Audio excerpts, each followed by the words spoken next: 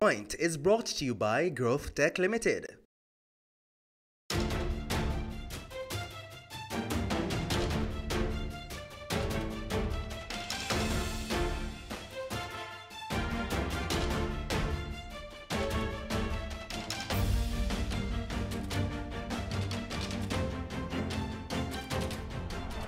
Good evening and welcome to On Point. I'm your host, Kalila Reynolds. And I'm Dennis Chung. So Dennis, this Petrogems saga, it's the story that keeps on giving. So the latest is that the former general manager and the former HR manager both got these massive severance packages. Even though, and this is the part where it gets really egregious, even though it's clear that they didn't meet certain performance criteria, that they just messed up.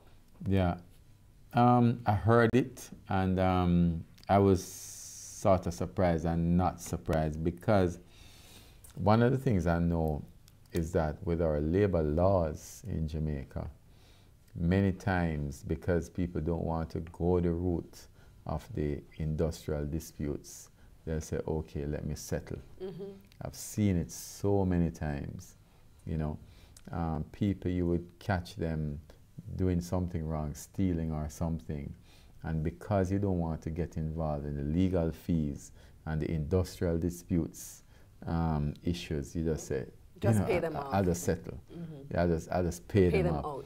This time it seemed to happen at the expense of taxpayers, and that's where the issue is. But you know, I suspect it might be something like that. You know, but it was a real golden parachute.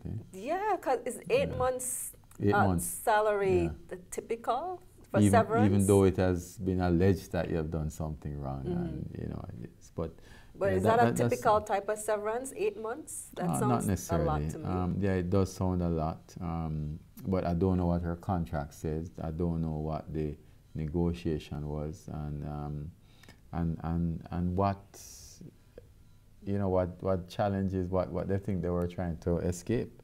You know, because as I said, you know, the issue is always, you know, do I want to go through the hassle of the court and industrial disputes, and you know, that's always the issue. Yeah, well, that's something to consider. Well, tonight, viewers, we are talking about this apparent disorder in the foreign exchange market, with the BOJ having to intervene 3 times since the start of the year with flash auctions. We're going to be taking a look at that issue this evening. And later on in the program, do Jamaican women still face a glass ceiling in business? We'll look at that as well. But first, let's take a look back at some of the top business stories this week. At number 5, the Bank of England says it expects growth this year to be the slowest since 2009, when the economy was in recession. It's forecasting growth of just 1.2% this year, down from its previous forecast of 1.7% made in November. The bank said it had seen further evidence that businesses were being cautious in the run-up to Brexit, including evidence from its own survey of firms. The bank put the fall in growth down to a decline in business investment and house building, as well as a halving of the growth rate in exports. The bank even sees a 1 in 4 chance of the economy slipping into recession in the second half of this year. Number 4 brings us to Jamaica, where iCreate's initial public offering IPO closed on Friday after being oversubscribed in less than 48 hours. It was scheduled to close on February 14, but lead broker Sagicor Investments says there was a greater demand for shares than what the innovative company had to offer. The company hoped to raise almost $70 million from going public. iCreate says they'll be using the money to expand its physical infrastructure in Kingston and Montego Bay, purchase additional equipment, computers and software to deliver courses, implement new training courses, and expand regionally and internationally. At number 3, Spanish hotel chain H10 broke ground for a new 1,000-room resort in Coral Spring, Trelawney on Wednesday. The hotel, which is expected to complete 500 rooms by the end of the year, will be called Ocean Coral Spring. The $250 million development will include 2 5-star all-inclusive hotels, several restaurants, and entertainment facilities. The H10 group has 55 hotels in 19 destinations worldwide. At number 2, there's more concern about the Jamaican dollar, which has lost nearly 7% in the first 5 weeks of the year. The Bank of Jamaica BOJ sold another $30 million during a flash auction on Monday, the third time since the start of the year.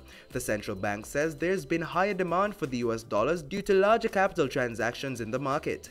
BOJ Governor Brian Winter says there's no shortage of US dollars. He says the increased demand is a sign more companies are actively doing more business in the country and taking advantage of low interest rates. And here's your top business story this week. The public was outraged to find out former human resources manager at Petrojam, Yolande Ramnarak, received a more than $9 million separation package. Ms. Ramnarak was forced to leave the scandal-hit state-run oil refinery a few months ago amid allegations she wasn't qualified for the job and also breached procedure. The information was revealed at a contentious sitting of Parliament's Public Accounts Committee (PAC). It was also revealed that former Petrojam General Manager Floyd Grindley, who was also accused of mismanagement, received a gross settlement of $7.2 million. The outrage spilled over into Tuesday's sitting of Parliament, where opposition MPs grilled Prime Minister Andrew Holness on the issue. And when we come back, we look at the latest developments in the foreign exchange market. This and more right here on Point.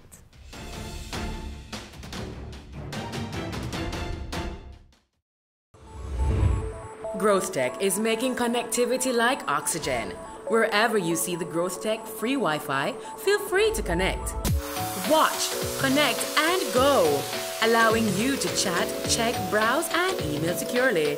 So when you're on the go and need to connect with friends, family, or a team member, or just stay updated, look for GrowthTech's free Wi-Fi. GrowthTech, making connectivity like oxygen.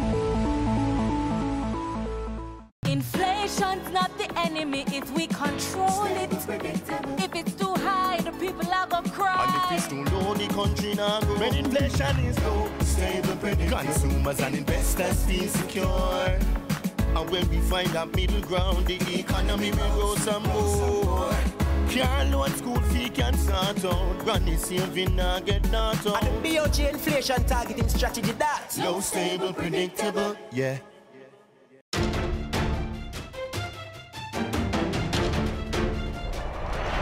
Welcome back to On Point. The Bank of Jamaica sold another $30 million during a flash auction on Monday. This is the third time the BOJ has had to intervene in the foreign exchange market since the start of the year.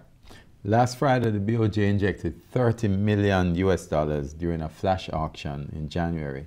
The central bank also pumped $20 million onto the market. Here's more on that. The central bank says there's been a higher demand for the US dollars since the start of the year. The demand has caused a significant slippage in the exchange rate, with the local dollar depreciating by nearly 7% since the start of the year. Central Bank Governor Brian Winter says this is because there's a larger capital transaction in the market. Bank of Jamaica intervened last Friday to sell $30 million to the market in a BFIXit flash operation. And the bank added another $30 million to the market in another flash operation this morning. We're aware that the concentration of large capital market transactions that we are seeing is by its nature temporary and will pass. But although the pressure on the foreign exchange market is therefore temporary and also will pass, we should understand that episodes like these do happen in markets from time to time, especially in markets like ours that are in the process of transformation. The Jamaican dollar started the year selling for an average of $128.50 to the US, but ended trading on Friday at $137.06 to the US. The opposition PMP has said this rise is considerably high and fast, given that it's the height of the tourist season when the US dollar should have been widely available as tourists spend in the local economy. But the governor says there's no shortage in the US dollar. Let me repeat, the flows of foreign exchange into the country have not slowed down. The effect on the foreign exchange market that we've been seeing is because there has been a higher demand for those US dollars as investors and businesses are demanding more. As I said, this is a good sign for the economy. He says more companies are actively doing more business in the country and are taking advantage of low interest rate. Governor Winter says these are good signs for the economy. They're only occurring because the economy is improving. Also, many of the transactions involve Jamaican companies converting their debt from US dollars into Jamaican dollars as they take advantage of the exceptionally low interest rates that are now available in Jamaican dollars. Another good sign. He's reassuring the public that the central bank will not stand by and allow disorder in the foreign exchange market. So what is going on in the foreign exchange market? We're joined now for some analysis by President of Money Masters Limited, which also has a Cambio operation as part of their business. Claudette Crooks, welcome back to On Point. Always a pleasure. Always a pleasure. Welcome, Claudette. Claudette, let me just jump right into it. Is BFixit working with all these swings that we're seeing in the foreign exchange rate? I would say yes, it is working because what you have is an auction system. My view is that the system could be of more depth, meaning there are more players that would have the capacity to buy directly from Bank of Jamaica. But my understanding is that Bank of Jamaica has a volume limit, I'm told, where they sell to persons who participate in at least 5% of the average volume buy and sales on a per day basis. So that means in that auction system, you really have primarily the big guys. So with that, I think that the depth in terms of penetration may not be as wide as it possibly could be if you had a broader auction system that allowed all participants or more participants to participate in access to the currency. Because what happens from time to time is, depending on persons' internal positions, they may limit the amount that might be available to the market, whether it be end users or portfolio players who are seeking to have currency for a transaction. So the additional players that you'd want to see BOJ be able to sell to would still be like your Cambio operators. Right. Not just me and Dennis want to go buy from BOJ. Right. Well, no. Right. It will be more Cambio operators or dealers in the market. Currently, it's primarily the larger financial institutions in terms of banks and one or two Cambio operators. So how do they determine which Cambio operators, though, and not open it to all the authorized dealers? Well, Dennis, I'm trying to find that answer to that question as well. And my understanding is the volume traded by the particular institution. So the institution has to have a certain percentage of the market share of the overall market. So it's really skewed to, players who have a dominance in the marketplace. So how do those smaller players access the foreign currency? Well, they access it through the larger players, if the larger players decide to sell to them. But isn't that sort of discriminatory, though? Very discriminatory. They're very discriminatory. And what it means is that the less persons you have participating, the more someone has an influence on the market. Isn't that so? That's absolutely so. So that's one of the solutions then, if, as you say, if we were to have more depth, then yes, sort of volatility in the market. Yes, because you can have more persons having access to that amount of funds that comes into the market, right?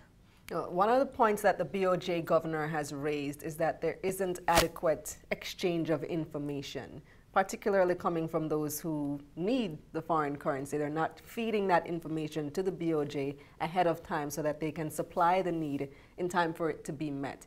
Is that what your information being in those financial circles is telling you, that that's what's causing this particular depreciation, this round of depreciation? I hate to put the governor in any shape or form, but if you do your internal analytics and simply analyze the market, it will tell you when there is something at play, and that, especially if you look on the last couple of weeks, we've seen some sharp movements, and it's a sharp upward trend in the marketplace. So if you just follow price volume analysis, it can tell you there is something at play.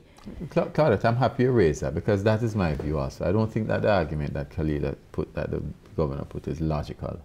Because the BOJ controls the foreign exchange dealers. They can determine what information they get from them. And they have a thing called the exchange rate that is published every day that tells them how the currency is moving.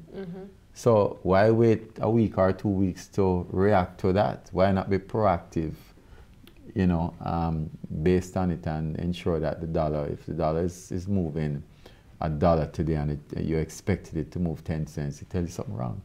But not only that, Dennis, the system that Bank of Jamaica currently uses is an awesome system as it relates to tracking price volume movements, because all broker dealers, we get the same information from eGate.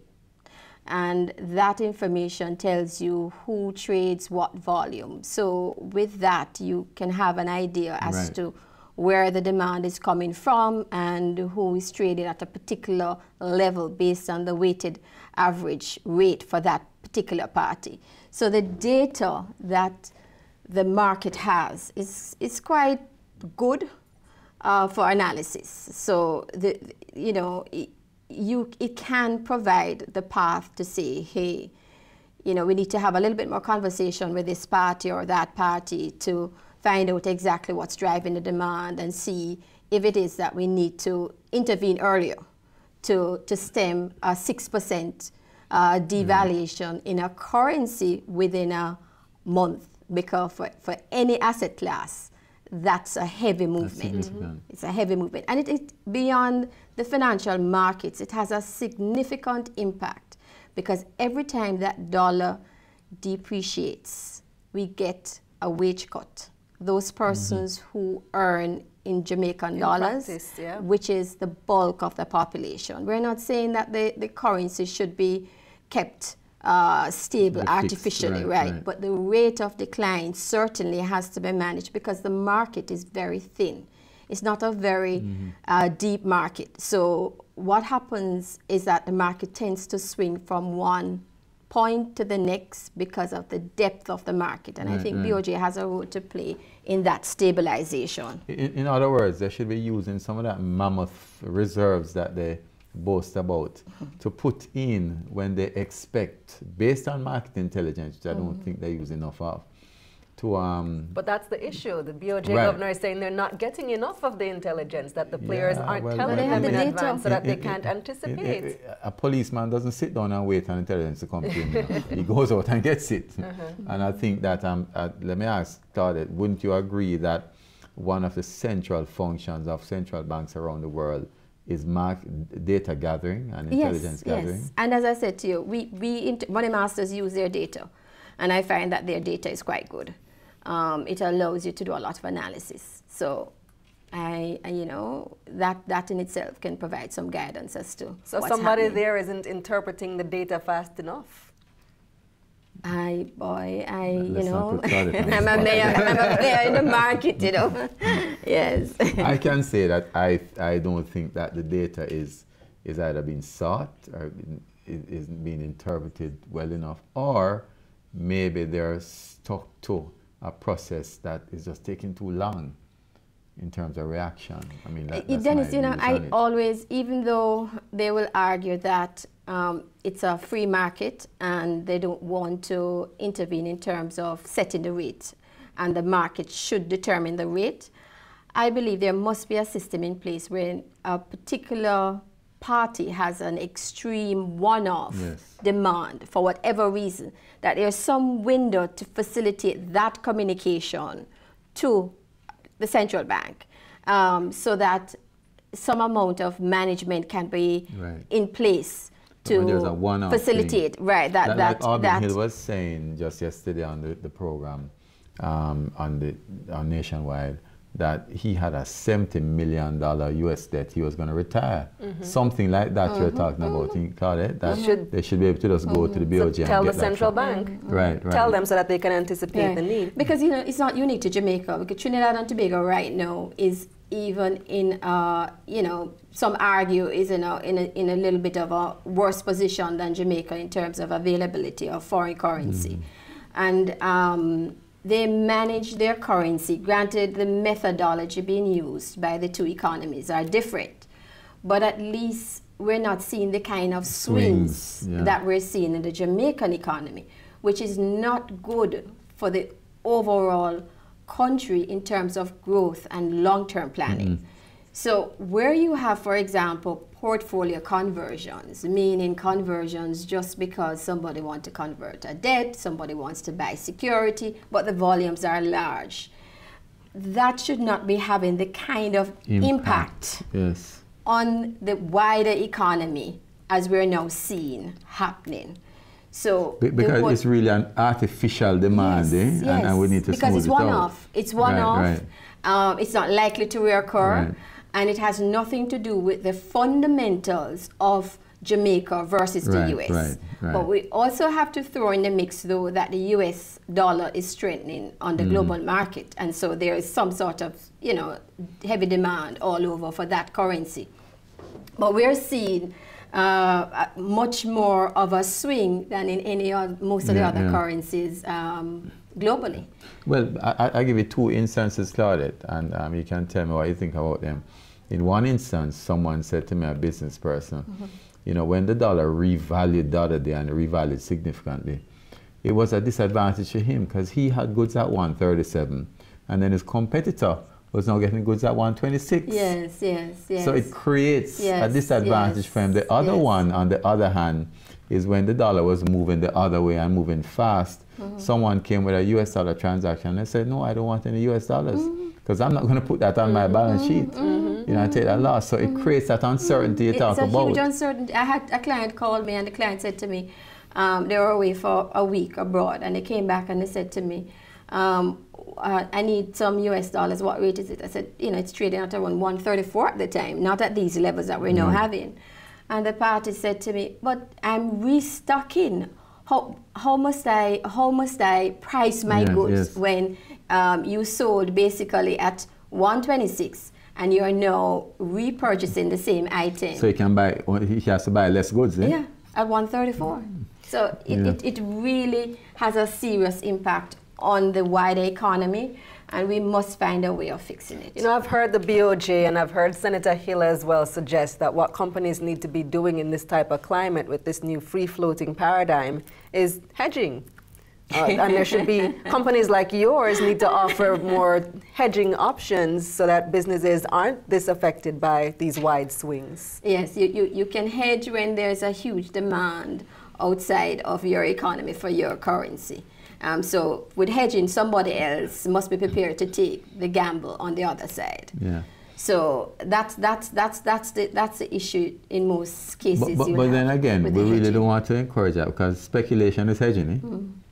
To some extent, because you can have forward purchase of the currency, but with a currency that tends to be volatile, somebody has to be on the other side of the trade.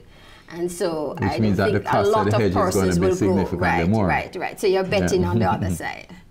So you don't see that as being a practical solution for Jamaica then? No, what I see as a solution right now to prevent the wide swings, it's really intervention from the central bank. And intervention, I would say, in a more timely manner. Not after 7% decline in the currency.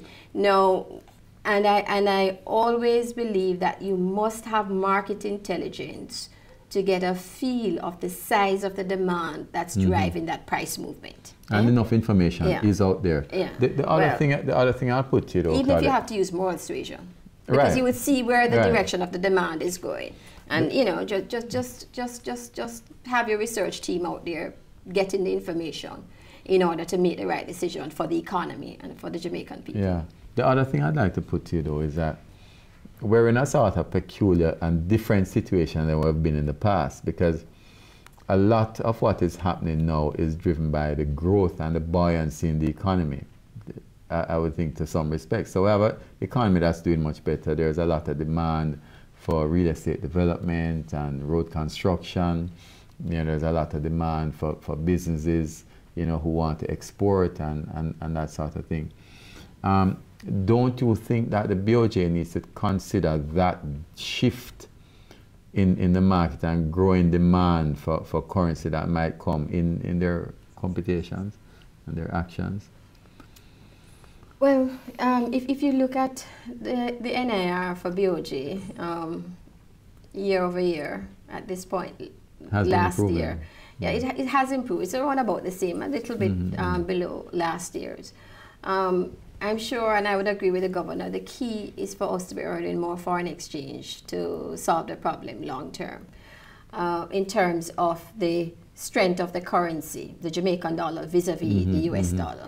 But as it relates to the movement in the currency, that's where we need their intervention to prevent the wide swings. Either, you know, moving from 126 to 138 is a wide swing in a short space of 3 months, and that is what we need to prevent. 1 month, 1.5 months, because Christmas it was 126. Yes.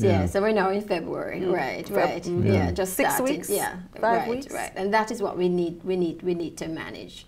The other thing, Dennis, you have to put in the mix as well is that the marketplace is now an open market, and where you have, for example, U.S. Treasuries being at the levels that they are at, you know, on about 2.57, and the Jamaican Treasury being at the same. Even though we have differences in inflation, right? Yes. But the difference in inflation is not that great now between Jamaica and the U.S., which from an inflation parity theory would say the currency shouldn't be moving at the level that it is.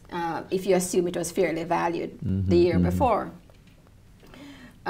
So in terms of you're going to have some portfolio movement with that kind of a scenario, meaning some capital that will move from, you know, Jamaica elsewhere where the interest rates might be a little higher. But do you agree that what we're seeing now is an indication that the economy is improving?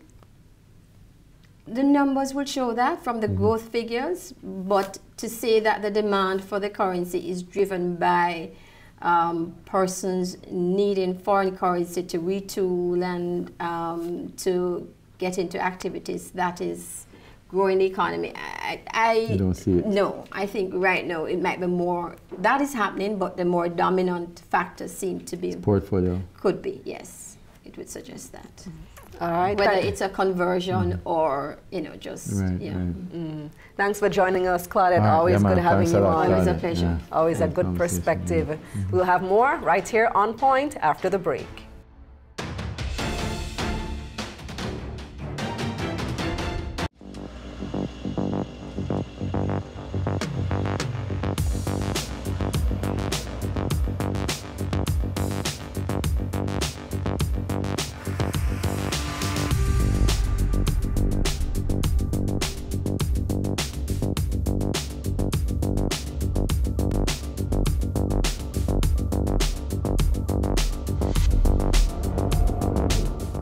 Mercedes-Benz, the best or nothing. There's something new and amazing that Mommy buys called Surge lactose-free cow's milk. It's real milk that's easy on my tummy and tastes really yummy. This means everyone can enjoy real milk now. Mommy says with lactose-free milk, she lives worry-free. There's 1% for Mommy and Daddy, full cream for me. Look at milk now. Introducing Surge lactose-free cow's milk. Enjoy real milk. Available island-wide. Adam and Eve Day Spa and Salon plans to indulge you this Valentine's Day. Ah yes, drift away, cocoon your body in rich chocolatey goodness, add a massage or a facial in our executive suite. Try out our rainforest water massage to ignite your experience. Do your hair or a couple's mani-pedi. Treat your taste buds to succulent chocolate treats. Come, be pampered. Call us at 754-6018 or visit us at 20 Tobago Avenue, New Kingston. Give the gift of love. Give Adam and Eve. Gift certificates available.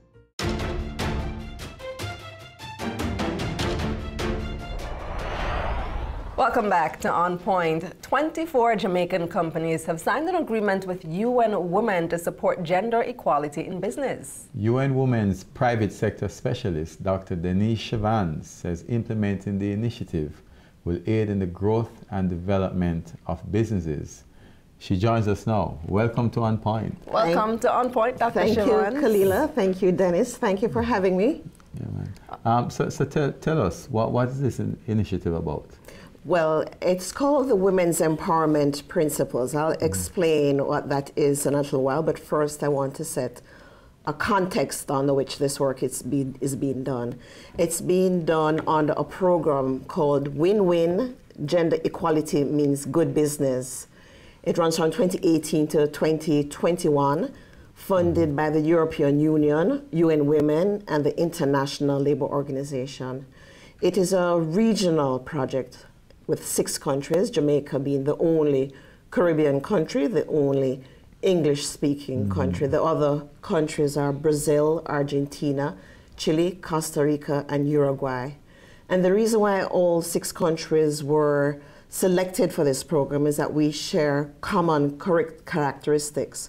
For example, higher unemployment among women, women's low labor force participation, women being concentrated in low wage, low growth, low productivity sectors, women's lack of presence at executive management level and at board level.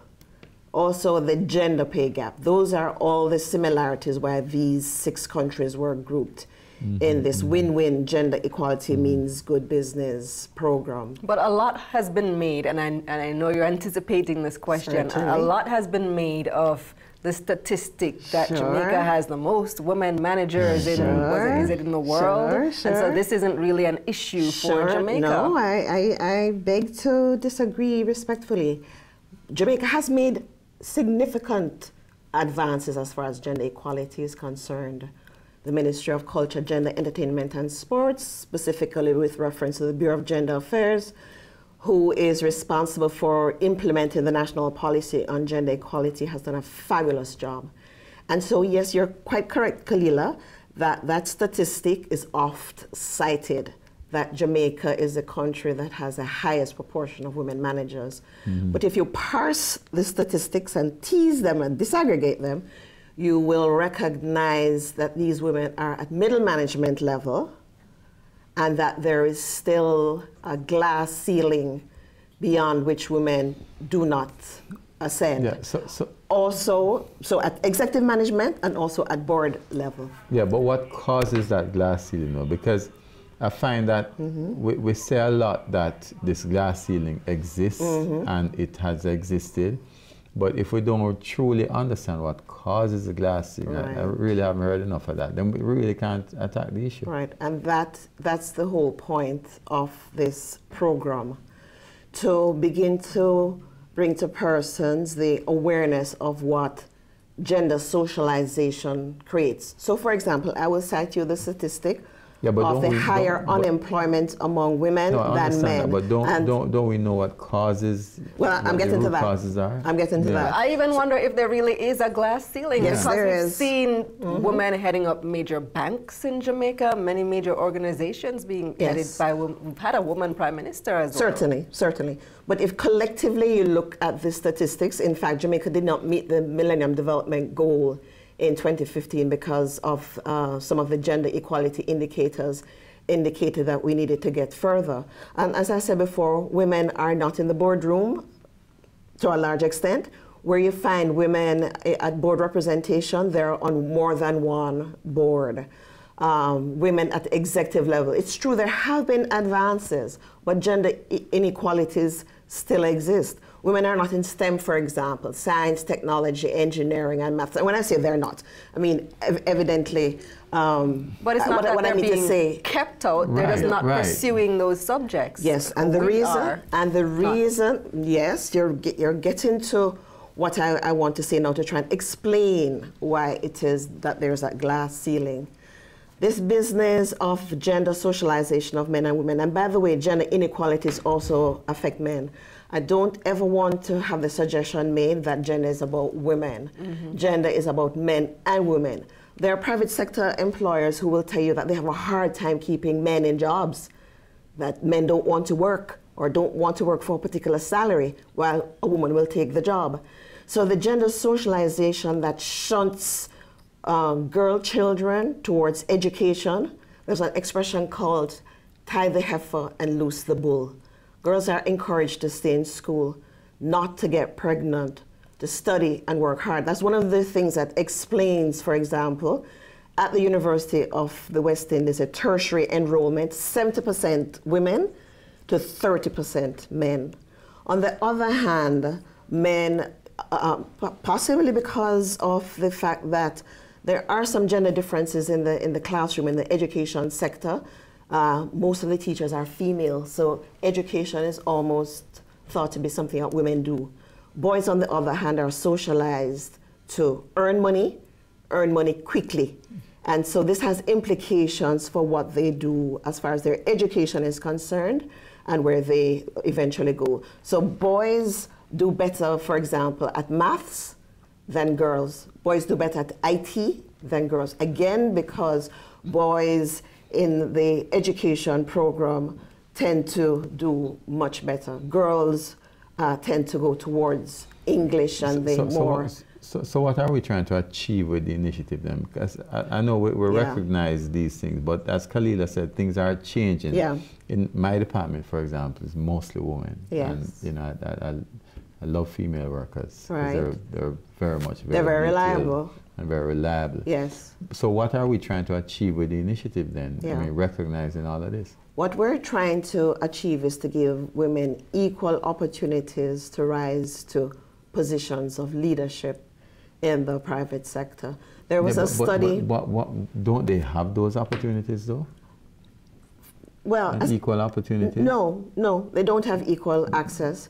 I will say, without fear of contradiction, that there are many women who are unable to get jobs. Many women, as I said, the unemployment is high, 11% in July 2018, according to Statin, compared to 5% unemployment among men. So higher unemployment among women, in spite of their superior academic achievement. Many employers are reticent to hire women for fear that they get pregnant, and then they'll have to pay maternity leave, as well as pay somebody to replace them. That still exists. That still exists. That still exists.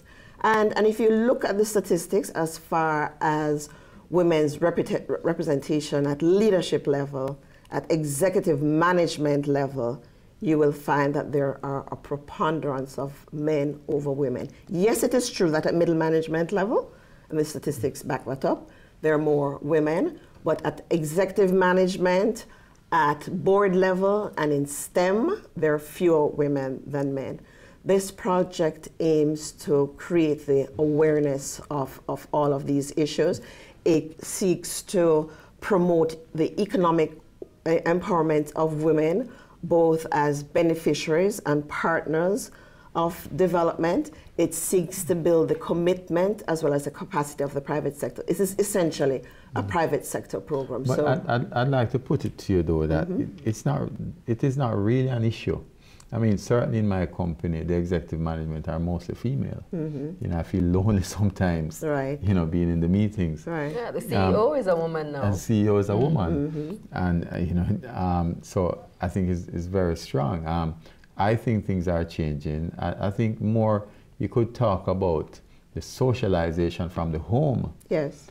You know, that might be an issue that pushes people in that way. And the other thing, which I tend to mention a lot, is that a lot of men actually rely on each other, not just because, you know, they find that the men are competent or more competent than women, but in many instances, men have a lot of relationships from school and sports.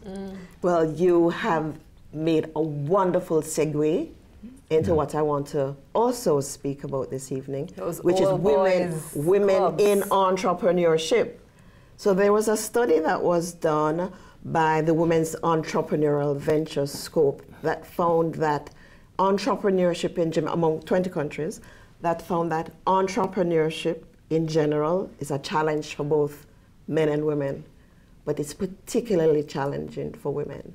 And that is because women very often lack the business skills, they lack the financial, this is a generalization, huh? So I'm not suggesting that all women, but many women entrepreneurs do not have those financial skills, and less likely to take risks literacy. than men. Men are more risk takers than women, generally speaking. They also don't have the collateral to access finance and credit. So there are barriers as far as accessing finance and credit are concerned.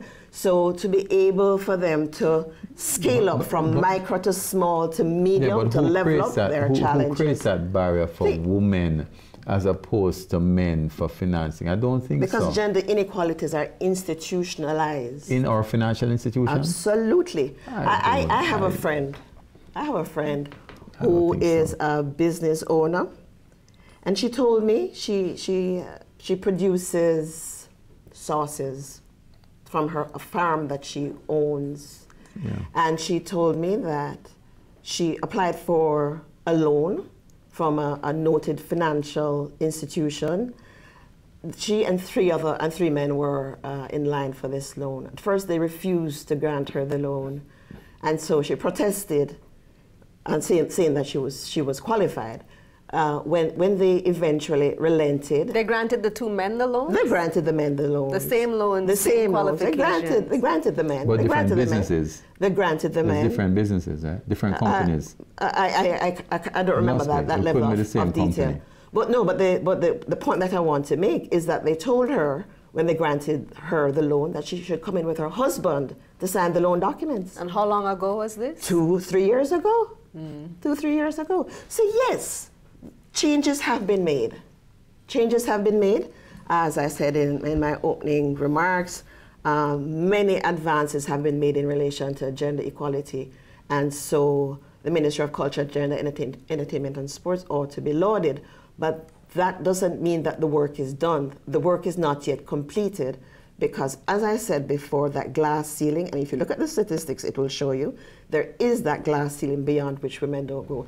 There are other things, for example, not only are some employers reticent to take on women as employees, but because women are primarily responsible for domestic care, and in fact, Mr. Chung, I think you're an economist, if you were to... Accountant. Yeah. Well. But if you were to quantify the value of women's unpaid care work to the economy, you would recognize the level of contribution to the GDP. Every time a woman cooks a meal, does the laundry, does the ironing, and sends that workforce out in their pristine garb to contribute to the economy and GDP, she also herself has made a contribution to the GDP of the country. So one of the things that we promote under the Women's Empowerment So one would argue then, I agree with you, so yes. One would argue then that maybe women are making higher contributions to the GDP than men. Then. I would but getting less pay for it? But not getting, you don't know that. Kalila, not getting paid at all. Not getting paid at all because it is unpaid, it's unrecognized, and it's undervalued. Yeah, but those are contracts that they negotiate also and choose to be in it. Yeah. You have a contract with your wife? Yeah, well, you have a contract. Well. And so one of the things that the project aims to promote, and this is under the Sustainable Development Goals for Gender Equality, is recognition of unpaid domestic care work and shared responsibility in the home. So paternity leave. Why not have paternity leave? Have men be able to stay home, to be paid. That can be decided. You get paternity for which child? which child with which woman? Another set of issues. But I'm sure the dialogue. But a debate that is needed. The dialogue ought to start on paternity leave. If you look to the Nordic countries as an example, where paternity leave is a matter of course, and gender parity is more or less balanced, they do much better macroeconomically. So in terms of macroeconomic yeah, but I don't stability, think because of that, though. No, I think not they that do better alone. because of many other things. Not that alone, not that alone, but it's certainly a contributing factor. So the question is how? Because now you say, okay, you want to get businesses to give women more opportunities for leadership roles. Right. How do you go about doing that? Okay, so with the signing of the Women's Empowerment Principles, that dialogue that we had recently, where we had 16 new companies signing on to join the 8 who had been on board before. Their set of 7 principles. The first one speaks to high-level commitment of the chief executive officer of the company. The second one speaks to non-discrimination and sexual harassment. So the third is on health. The fourth speaks to enterprise development, looking at the supply chain, forwards and backwards linkages, your relationship with your suppliers, and also how you do business. So we don't promote, for example, and you pay attention to things like human trafficking to ensure that that doesn't happen. You also look at training and retention. One of the reasons why that explains, for example, that glass ceiling is that in spite of women's higher educational achievement when they first come to work, their childcare responsibilities will mean that if there are training opportunities that are offered within the workplace, they're unable to avail themselves of those opportunities and therefore unable to get to the next level beyond middle management. So the Women's Empowerment Principles are the set of 7 principles, chiefly around assessing the company, where it's at, setting benchmarks. You do what is called the gender gap analysis tool to look at the policies that you have in place, benchmark them against best practices, and implement them. So the company, the ideal company after implementation of the WEPs, the Women's Empowerment Principles, will have a non-discrimination policy, robust non-discrimination policy. It would have a sexual harassment policy. Sexual harassment occurs for both men and women. There's an upcoming sexual harassment law coming in Jamaica, so sooner or later everybody has to get on board. It will ensure that there is a training plan, a training recruitment and retention plan to ensure that you are always developing a pipeline of qualified women for leadership positions. I put it to you though that a lot of these initiatives and things that are funded by these multilaterals, sometimes they don't come out to anything, because if I'm thinking that if you're really thinking about promoting the rights of women, that one of the things that we need to do, maybe the UN should be looking at going into communities and pressing the government on the sexual harassment, on things like child abuse, right? On things like abuse by dons of females in communities. Those are the things we need to be focusing on. Well, because by the time, what happens in many instances is that because of that, they get pregnant, they have to drop out, and then they're in this vicious cycle. Good point. So isn't that what we need to be focusing on rather than the women who have the opportunities already? That as well, but you spoke about child abuse. And what is also contemplated in the Women's Empowerment Principles is a recognition of gender-based violence. We have heard the horrendous and horrifying statistics almost every week on week on week. So with the implementation of the Women's Empowerment Principles, there will be training for persons to recognize the signs of gender-based violence. When a woman becomes withdrawn, when she starts wearing heavy makeup, when she starts wearing clothing to cover the marks. That is one thing. You made also an excellent point about sometimes many of these initiatives that are funded that come to naught. Well, sustainability is very much contemplated and built into this program at several levels. Number one, in building the capacity of the National Women's Machinery, which is a Bureau of Gender Affairs. One, in economic empowerment issues. Two, working in the private sector. They don't typically work in the private sector. They more work with ministries, departments, and agencies. So we're going to be having a series of capacity building workshops for the staff of the Bureau of Gender Affairs. The other aspect for sustainability that is built into this project comes at the third outcome of the project, which is the development of impact investment facility. That impact investment facility will be not only for the provision of financial assistance, but also technical assistance. Because earlier, Kalila, you were joking about the Old Boys Club, and it's not a joke. It is absolutely not a joke. And that is one of the reasons. That is one of the reasons why women don't fare as well as men do in entrepreneurship. Networking. They don't have the mentoring, the coaching, they don't have the networks to rely on. So in the first outcome of the project, we're building networks. Networks of women in business here in Jamaica, and linking them to networks of women in Europe and in Latin America. Link them to networks of men too. Link them to networks of men too. Thank you for joining us, Dr. Siobhan. It's great having you on. Very important topic. Thank you. When we come back, we'll have the numbers and your word on the street.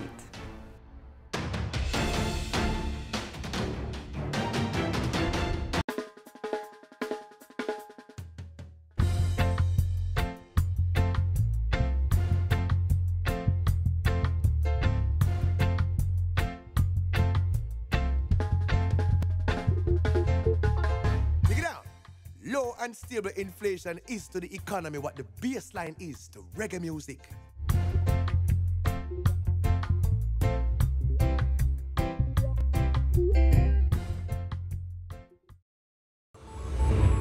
Growth Tech is making connectivity like oxygen. Wherever you see the Growth Tech free Wi-Fi, feel free to connect. Watch, connect, and go, allowing you to chat, check, browse, and email securely. So when you're on the go and need to connect with friends, family, or a team member, or just stay updated, look for Growth Tech's free Wi-Fi. Growth Tech, making connectivity like oxygen.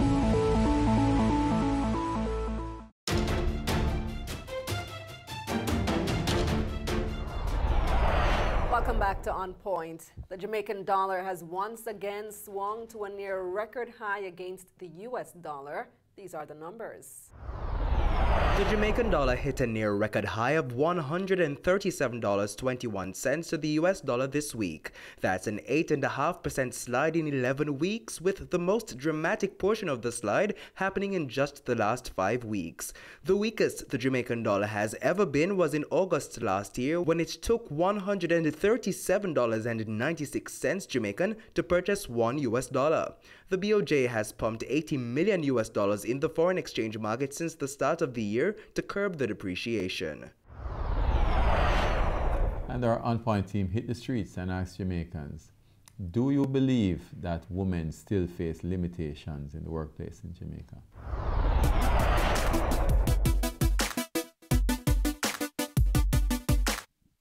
Women are excelling in today's world, today's Jamaica, and I believe they are doing much better than before, much better. They are even catching up on the men. Right now, not as much as in the past, but I believe so same it's like that right now, but not as much as in the past. There have been a lot of improvements, a lot has been happening with the movement of women. We have the Me Too movement, which is really going against, the discriminations and crimes committed against women, even in different industries that they're in. So there have been improvement, but there can be more. No, I don't think women still face limitation in the workplace. If at all they face any form of limitation, it's from themselves. Women, it's a known fact that women make up majority of the workforce. So if they're getting a pushback, it's clearly from themselves, can't be from anybody else. But I think women have the advantage in life, really, and in the workplace, of course. Yes, they do. But I think it's getting better. But I broke through the glass ceiling, if I may say so myself, many years ago. So it's possible. And women just have to persevere.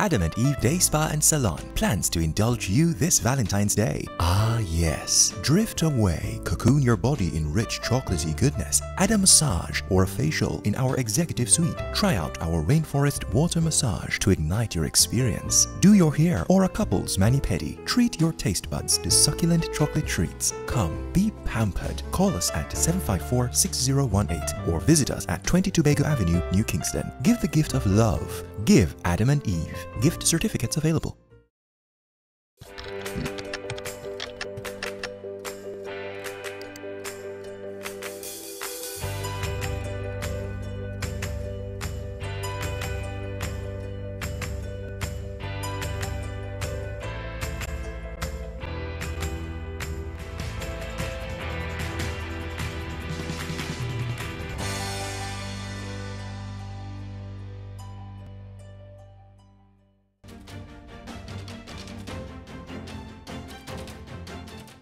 You know, Dennis, it's a tricky question, and for me, coming from the perspective of a woman, I don't feel like I've ever been limited by my being a woman, but I have had people complain, and I've heard people complain about the lack of opportunities as well, and feeling like they were passed over for their male colleagues.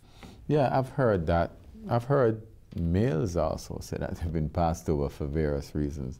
I don't think the issue of gender, I think there's gender inequality, but I don't necessarily believe that the opportunities aren't available once you get into the workforce or school. Most women in the workforce, most workers in the workforce are female, right? You see that across companies. No, that's not true. Statistically, most women, most people in the workforce, well, in offices, there are more men in the workforce there are more men in the workforce, but the jobs in terms of offices, right? You go around to offices, you see mostly women, right? Okay. So, and that's growing, right? I think that where the gender inequality comes in is in the socialization from when women are young, right? Especially in inner city communities where they face a lot of disadvantages of these dons taking advantage of them, or, you know, child abuse that we see. You know, most abuse seems to be on females. Those are the things that I think we need to address to equip the women to be more powerful.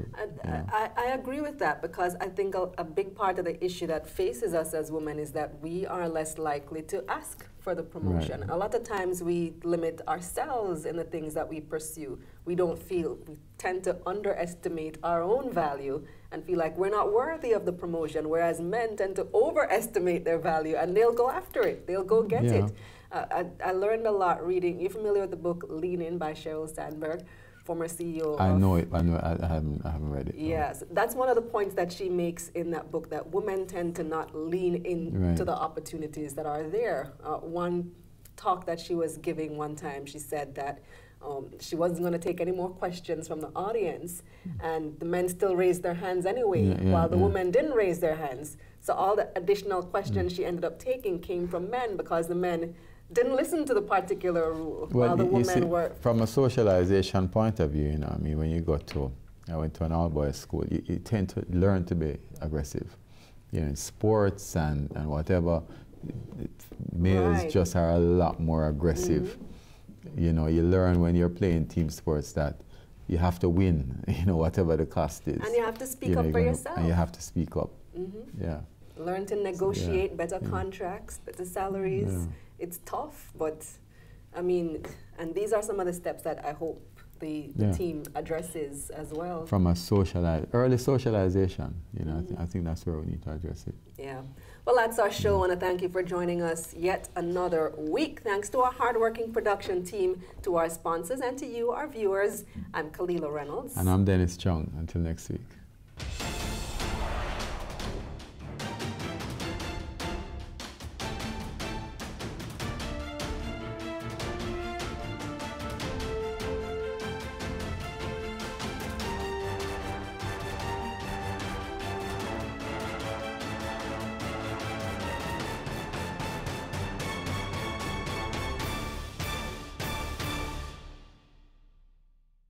On Point was brought to you by Growth Tech Limited. As a teacher for over 8 years, we need to realize that the children are our future. We need to love them, appreciate and respect our children. No more violence against children. No more! The Go for God Family Church invites you to join us on Business Access TV every Sunday morning at 7 a.m. Come change your lives with awe-inspiring messages from Pastor Christopher Morgan and be blessed.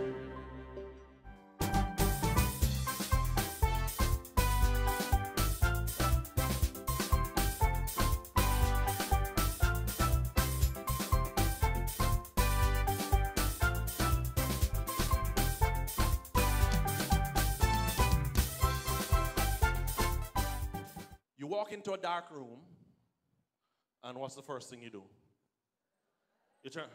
That's if you want to see, right? Only if you want to see, right? So you walk into a dark room and you find the switch, feel for the switch, and you turn on the light if you want to see if there's anything in there worth seeing, right? Or if you're afraid of the dark. Now there are these other types of switches nowadays, modulators. It's like a controller, and you can actually start from dim and go up as bright as you want to, right? So you could go brighter, brighter, brighter, depending on how bright you want it. How bright will you go? Depending on if you want to see everything that is there or not. In the beginning, God created the heavens and the earth, Genesis 1. Now the earth was formless and empty, and darkness was over the surface of the deep. And the Spirit of God was hovering over the waters. And God said, "Let there be light." So the earth was formless, right? There was chaos on the earth, in our world, all right? It was void and empty, and it was dark. And therefore the world needed light. God said, "Let there be light," so that he could bring order, so that he could fill it with a lot of good things, and so that there was enough light for us to see all of the good things that were in the world.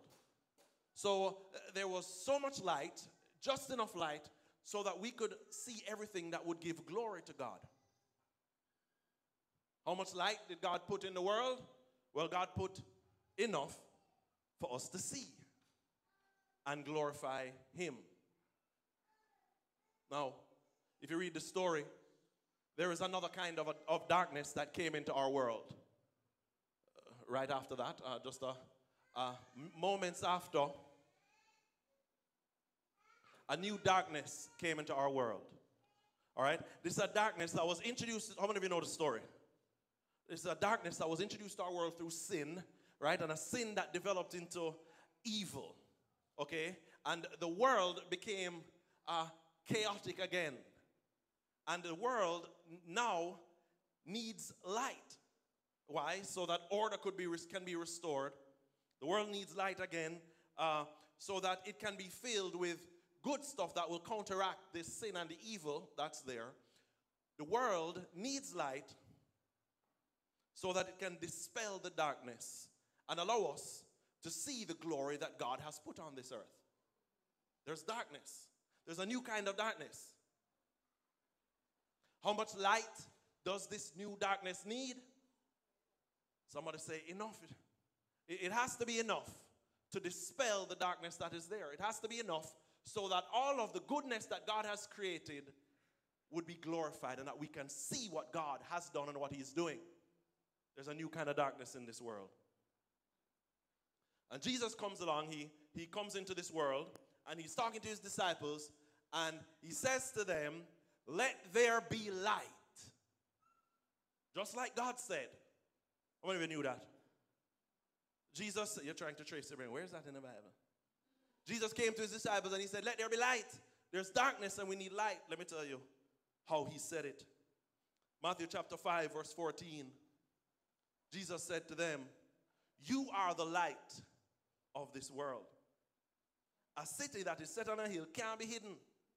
Nor do they light a lamp and put it under a basket, but on a lampstand, and it gives light to all who are in the house."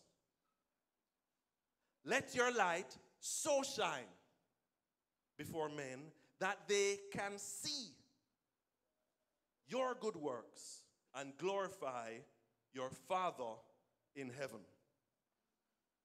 What Jesus was saying to his disciples is, I know that there is a flame lit inside of you. I can tell. I can tell that you have light. You need to understand that you are light, and I know that your heart is now filled with light, and I know that you've taken it back to your families, and you've ministered there, and your families have a little bit of light, right? You're taking it to your friends have a little bit of light. We go into these cities, into these towns, and we minister. He's saying, but you are the light of the whole world. Right? So the house, he's saying, that you must light up is not just your house. The house you must light up, he's saying here, is the entire world. So, he says, let your light so shine that it fills the world. Your light has to shine like this. Your light has to shine in this way. Let your light so shine that the entire world will see your good works and give me glory. I just want you to understand the scope in which God wants your light to shine. You need to understand that it is therefore possible, Jesus is saying, for you to have light, but it to not be bright enough. It's possible for you to be light, but not be effective enough. So he's saying, what I need you to do is I need you to shine not just bright, but I need you to shine brighter. Somebody say brighter. All right? Increase the intensity of your impact and your influence. Somebody say shine brighter. As a matter of fact, what God is saying today is I need you to shine your brightest. I need you to keep shining until you know that you are at your fullest capacity of shining. It says you're the light of the world. Let me read it again. It says you're the light of the world, and a city that is set on a hill can't be hidden. Nor do they light a lamp and put it under a basket. Let your light shine like this so that it fills up the world. Somebody say bright, brighter, brightest. There's a song that I want to put it up on the screen. I want you to see if you can remember it and sing it with me. We used to sing this in church, right? Because they told us we were a bright light, right? And it says, how many of you know this song? Jesus bids us shine with a clear, pure heart, like a little candle burning in the night. In this world of darkness, we in your and me in mine. Turn to your neighbor and say, nonsense. Look at somebody and say, not at this church. We're not going to sing something that's not in the Bible. Yes, so we're a light, and yes, there's darkness in the world, but God is saying that I don't need you to be shining in your small corner and you over there shining in your small corner. No, the word of God says, let your light so shine that it fills the whole earth. Right? Jesus is saying to some of you today, you are not a candle that's lit in the corner of no room. Right? You are a city on a hill. Somebody say, I am a city. God is saying you were created to be a city on a hill. If you're not yet a city on a hill, you're not doing all of what God has called you to be. You are not supposed to be a candle that's in a corner shining up half of the room. You're a city on a hill. You're a brand, right? You're a business. How many of you understand what I'm saying? You are an empire. You are a city shining on a hill. Somebody say, I am a city shining on a hill, and I must shine. You see, what has infiltrated our church is this thing called modesty. And what I would say is a misapplication of modesty. I believe there is a misapplication of modesty in our church, right? Where we're teaching a modesty that's not biblical. Let me just define modesty for you. Modesty is the quality or state of being unassuming. Jesus bid a light. Right? Underwhelming, tolerable, simple, or plain. Secondly, the quality of being relatively moderate, limited, or small in amount, a small rate or a small level. You understand? So there is this teaching floating around in the back of our mind that we heard. Somebody said we should be a little bit more moderate, right? And we should be a little bit more modest. And we shouldn't be guani. And somebody told you somewhere that you should not shine, but rather be modest. Let me tell you what the Bible says about modesty. Okay, it's just two places. The one that's most pertinent here says in 1 Corinthians 12, it says, and the parts that we think are less honorable, we shall treat with special honor. He's talking about the body, right? Then he says, and the parts that are unpresentable, or another version may say private, are treated with special modesty. If it's a privacy part, cover it up. Verse 24, while our presentable, non-private parts, they don't need any special treatment like coverings. I'm just trying to tell you. What the Bible is saying is that if you have a private part and you're coming to church, cover it up. If you have a private part and you're going out into the world, your work world, if you're going out, cover it up. Because it's a private part. But if it's not a private part, then uncover it. It doesn't need that kind of special treatment. What we have been doing is we've been misapplying modesty, right? And we have been covering up parts that are not meant to be private parts. I'm just saying. There's a scripture a little bit before this. The Apostle Paul says, men, don't cover your head because you are the glory of God. He's saying stop covering stuff up that God has meant to shine and give him glory. Stop misapplying modesty. You've been calling things that are not private, private. You've been saying, my spiritual life is my private life. My good works is a private thing. My purpose and my calling is a private thing. I just do it right here. I work behind the scenes. I'm modest. God is saying, your good works are not private. Your good works must shine so bright that the world is going to see it and say, God is right over there. You're going to see your good works and say, see God there? They're going to see your good works and say, see him there? There is God. God is over there somewhere. God is in that person. It must be God because I'm so good. Ladies and gentlemen, you need to shine bright. Shine brighter. And make sure you keep going until you're shining brightest. Ecclesiastes 9 says, verse 10 says, whatever your hand finds to do, do it, how? With all of your might. Do it with all of your strength. And of course, he's not telling you to make your hands do bad stuff. So whatever your hands find to do that is good and in God's purpose, make sure that you're doing it with all your might. He's not just saying, whatever your hands find to do, do it. He's saying that there is a way that you need to fulfill your purpose on this earth. And the way that you do so is to do it with all of your might. Let me just give you some words. Here's what I'm talking about. Shining brighter and brightest means that you may have to work harder. Okay? It means that you have to do what you're doing better than you did it before. It means that you have to do more than you did before. It means that you may have to work faster, more efficient. Right? That you have to do what you're doing, maybe just a little bit louder because nobody's hearing you. You may have to be a little bit more overt because it's not private. It must be public. Let me just explain something. The glory of a rose is not in the bud. Right, ladies? This is something men don't understand. We'll go to the flower shop and just pick out 12 roses. As long as it's red and it look like one. But they'll tell you, no, the glory of a rose is in its full maturity.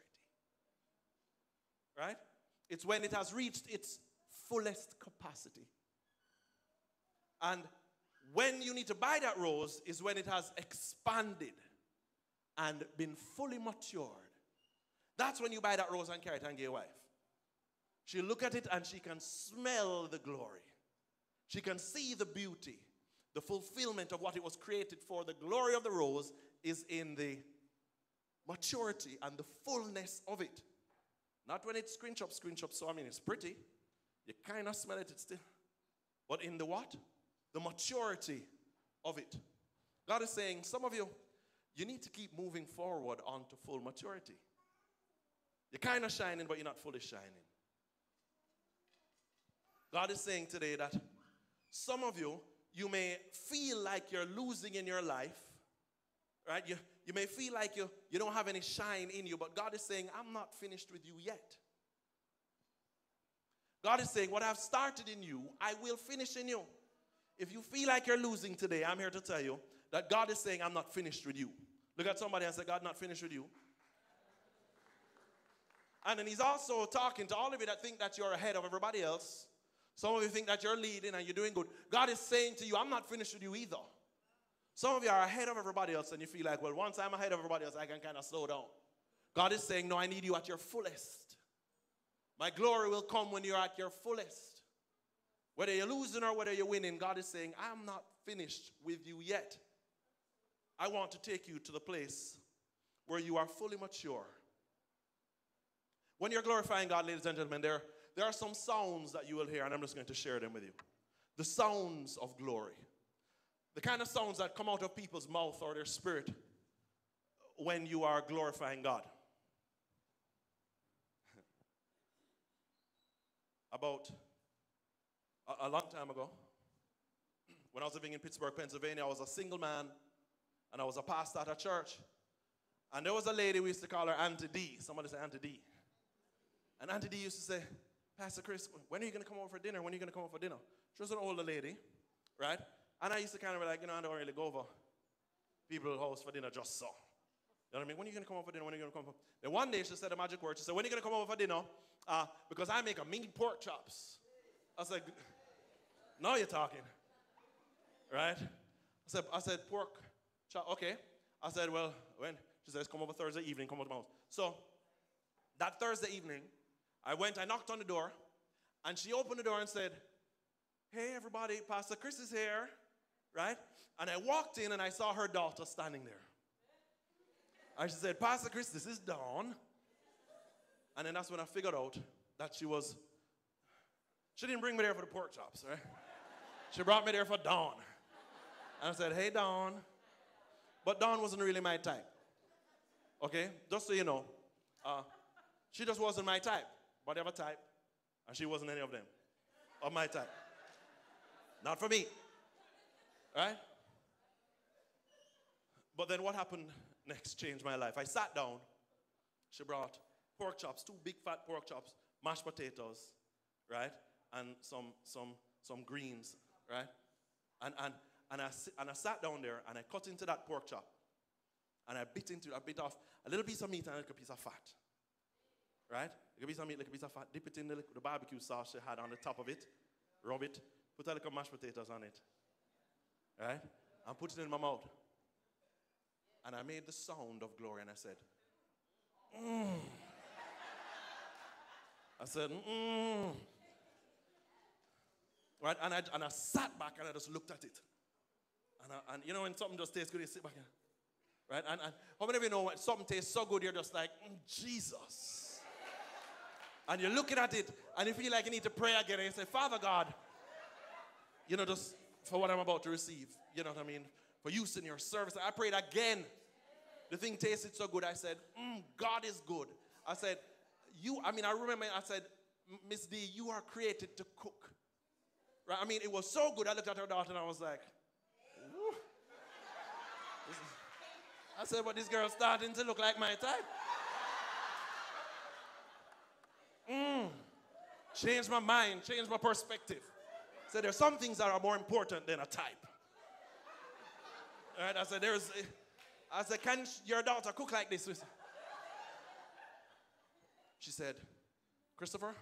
I said, what did you do? What's in this? This is amazing. She said, well, I put my foot in it. Right? I said, you put your foot in it? And then she went on to explain the idiom. She said, I put my foot in it. What that means is I I gave my very best, right? I put everything in it, right? I put my foot in it means I went all out, right? I wouldn't stop until it was perfect. I made it good, but then I made it better after that, and I did everything, including put my foot in it. And I said, Now, what I'm saying to you today is that if you have a product, right, and if you have a service that's out there, if there's something that you do, if you're fulfilling purpose, and nobody not looking at you and saying, then maybe you need to do a little bit more than you're doing. You need to put your foot in it. You need to continue putting everything into who you are and into what you put out so that people can say, there is a God.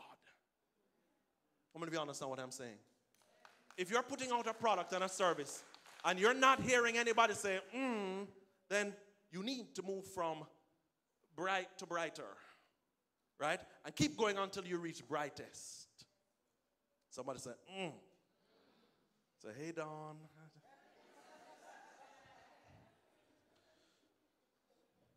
There's another sound. I used to be mentored by Bishop Joseph Garlington. And I was in college doing my master's, and anytime I could get up to Pittsburgh, Pennsylvania, I went up to Pittsburgh, Pennsylvania to be with him. And during spring breaks, holiday breaks, anytime I could, I would go up there just to sit down with him because I needed a mentor, right? I needed God.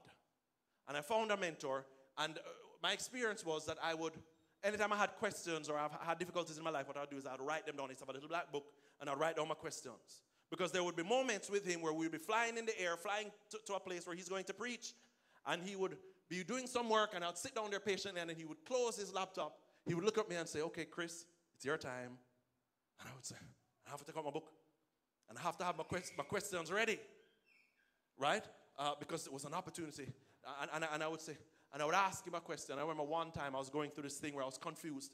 I was confused about preaching and truth, and I was hearing so much truth, and you know, different preachers talk about faith, and faith is a tree, and faith is a river, and faith is this, and faith is a building, faith is a pillar. And I'm like, how faith can be all them things? And I'm hearing all these I'm preaching, and truth, and I'm confused, and I remember I sat down and I said, how? And I asked him that question, I'm confused, and he said to me, I'll never forget, he said, see, truth will always be constant. Truth is always the same, but all of us communicate the truth differently. He said, so one day, people are going to follow you because they like the way that you communicate truth. And I said, oh. Eureka, right? Epiphany. I said, oh, okay. The sound of glory, right? I remember I was having some trouble with prayer, and I was saying, well, Bishop, you know, do you pray with your eyes closed? Do you pray with your eyes open? How you pray? You have to stay up and pray. You have to do this. I don't know how to pray, right? I'm just having so much trouble praying, and, you know, how do I pray? And he just said to me, simply, he said, write your prayers down and then pray, right? Just write your prayers down and then talk to him. And I didn't fully understand. And he went on to explain, and I've told this story many times. He told a story of one time he and his wife, they were hungry, didn't have any food in the house, 4 children, right? And they needed food. And before they went to bed, they just wrote a list and prayed and left it. Then the next morning when they came back, right, when they woke up, there was a knock on the door, and these ladies came in and they brought all this food for them. And when he went to Pastor Barbara and said, what did they bring? What is in those brown paper bags? She looked at him and she said, well, honey, if it's on the list, it's in the bag, right? And when I heard him say, if it's on the list, it's in the bag, I said, oh, Eureka, enlightenment. I now saw God. I now, because of what he was saying, was able to see clearly my God and understand. Enlightenment and He turned a light on in my mind that made me get something. An epiphany, a eureka, that awe moment. And Bishop would even go a step further and he would say, if it's on my list, then it's in the bag. If it's on my list, it's in the bag. And he would come up and he'd tell that story and he would preach and he would say, if it's on my list, then it's in the bag. If it's on my list. You see, you catch it. Somebody said, oh.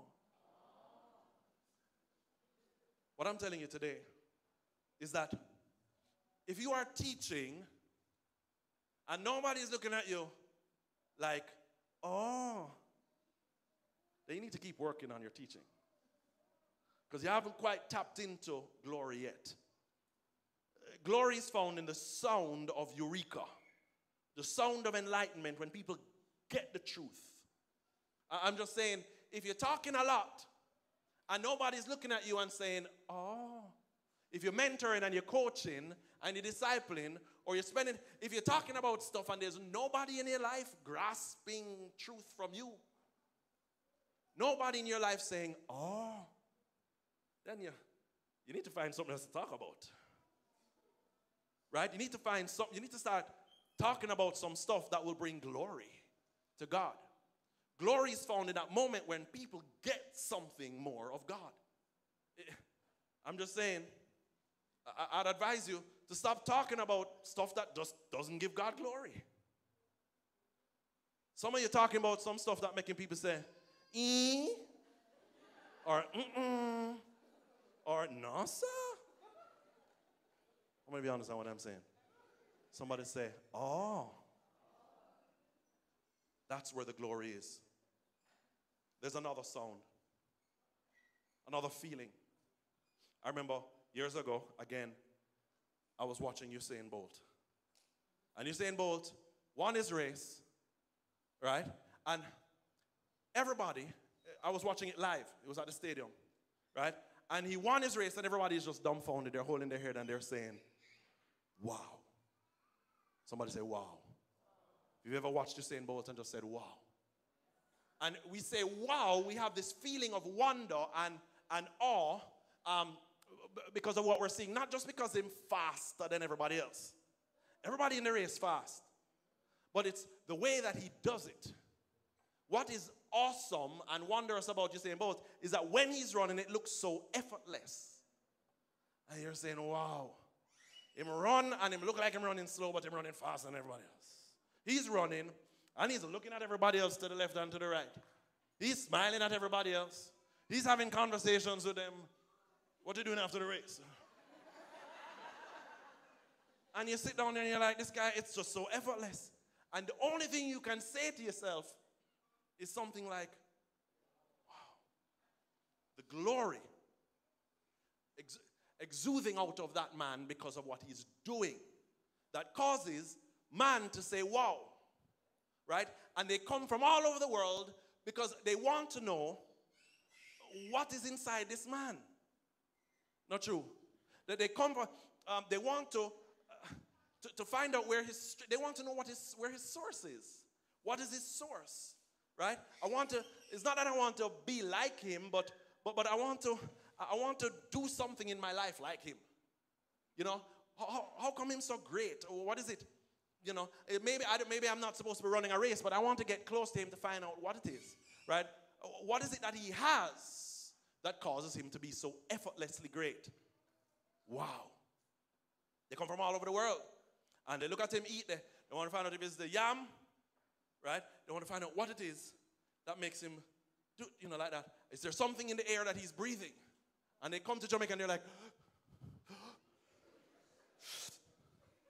something in this Jamaican air that making these people run so fast. What is it? I want to be like, I want to find out.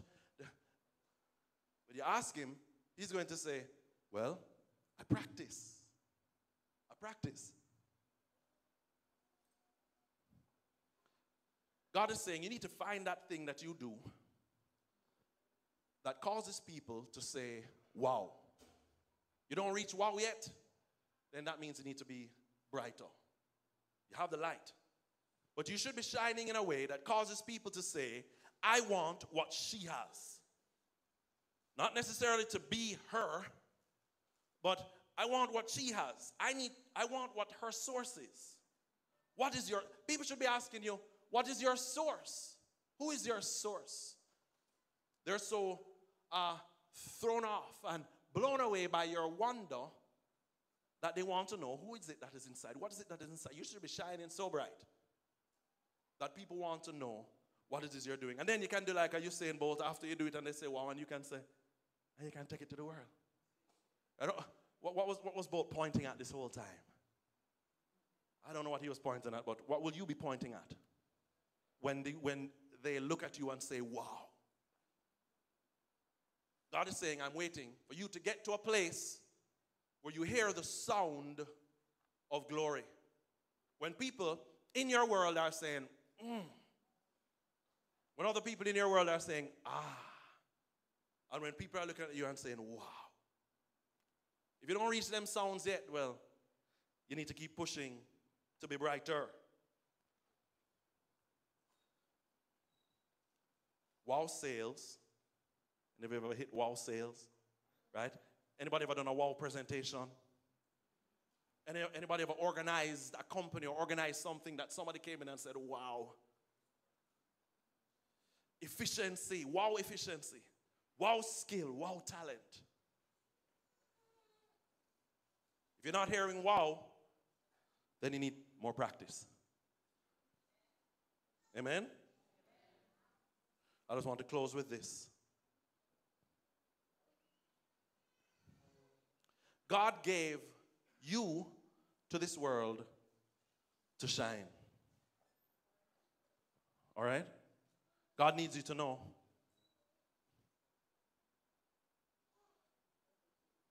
that the same God that gave this world rice and peas with coconut milk, and while it was almost finished cooking, when it was almost finished cooking, take a Scotch bonnet pepper and put it in there and cover it. Open it and smell it. Say, that's not good enough. Take a knife and bust the pepper in there. The God that gave us that rice and peas gave us you. Right? The God that gave us fried chicken. Right? Crispy fried chicken. And put it on top of that rice. That's the same God that gave us you. Listen carefully. The God that gave us oxtail gravy. Jesus! And take the oxtail gravy and say, where you want the gravy? On the rice or the chicken? And everybody say, on the chicken. If you come from Jamaica. On the chicken. And if any leave, you can choose on there. Let it run over. Somebody say, the same God that gave us oxtail gravy is the same God that gave us you. You don't believe me? Then the same God that gave us some fried plantain and said, just chop it up and put it on the side, gave us you. How many of you believe that? Somebody say rice and peas, fried chicken with oxtail gravy. What are you having for dinner? That same God gave us you. Now, he doesn't give us that plate and then cover it up and put it up. Right? He puts it in a plate and say, here you go. God is saying, I want to give you like a good plate of rice and peas. That's what, you are a gift to the world. God is saying today that you are nothing less than a city on a hill. You must create for yourself a platform to show the world God's goodness through your life. We live in a day now where you can do something in one place and it possibly be seen all over the world. 1 million people can see it overnight. Right? You can drop and bust your head, and it'd be funny enough for everybody to see it.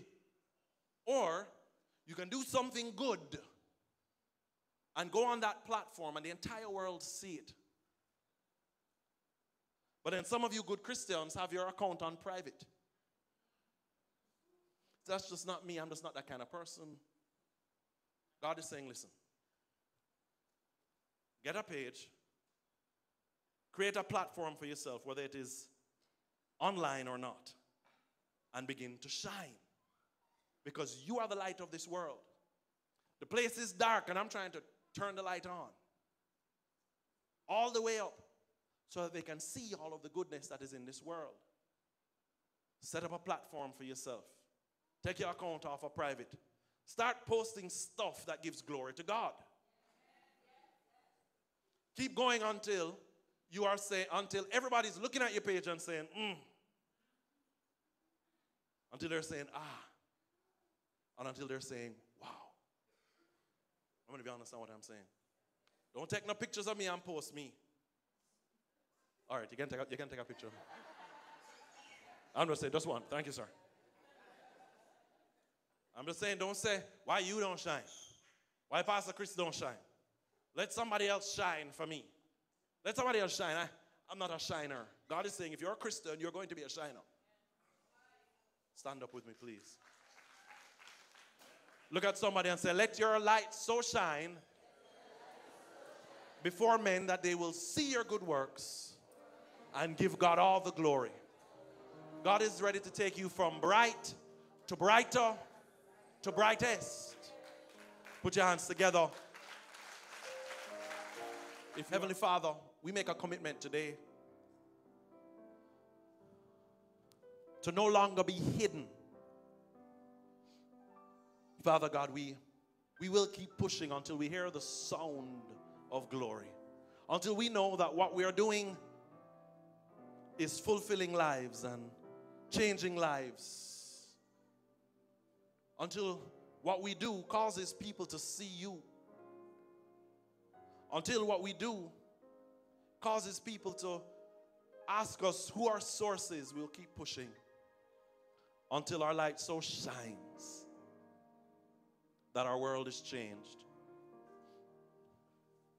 Father God, we make a commitment today to become more and to practice and to put our foot in everything we do, to give everything.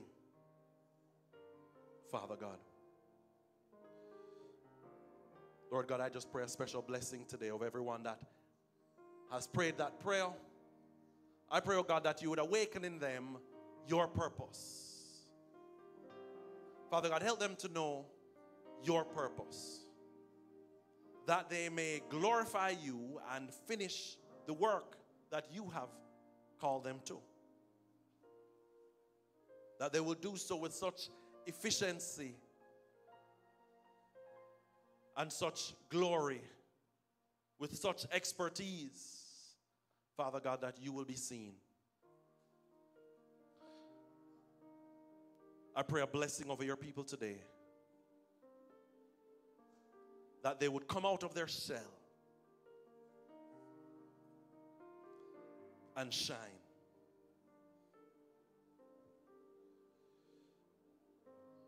Bless your people today, Lord, with your glory. In Jesus' name, amen.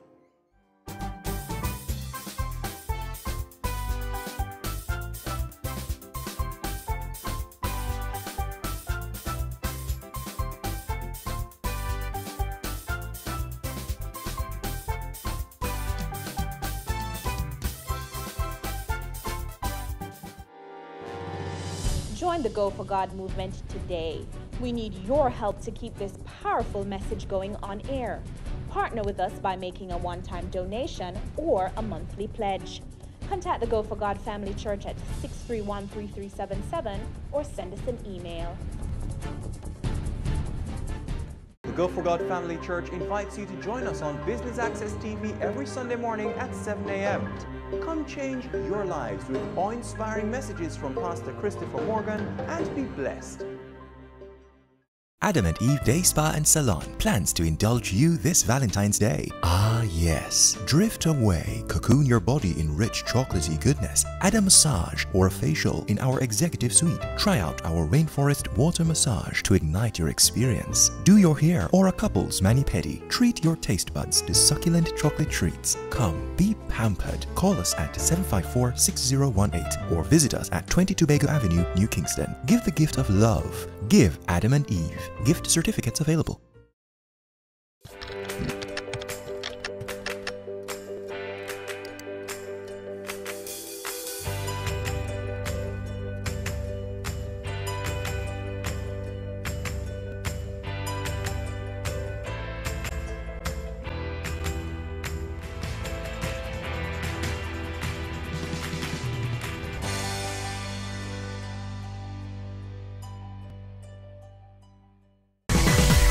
Having a corporate event, seminar, awards show, conference, product launch, workshop or expo?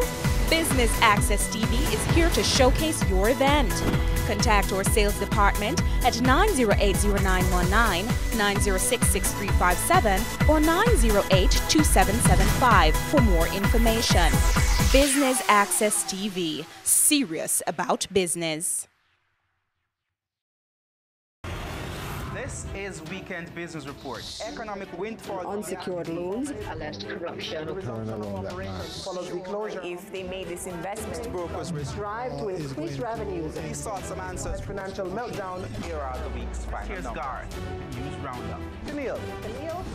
Camille, it's back to you. That's Weekend Business Report with me, Camille Gale. Saturdays and Sundays.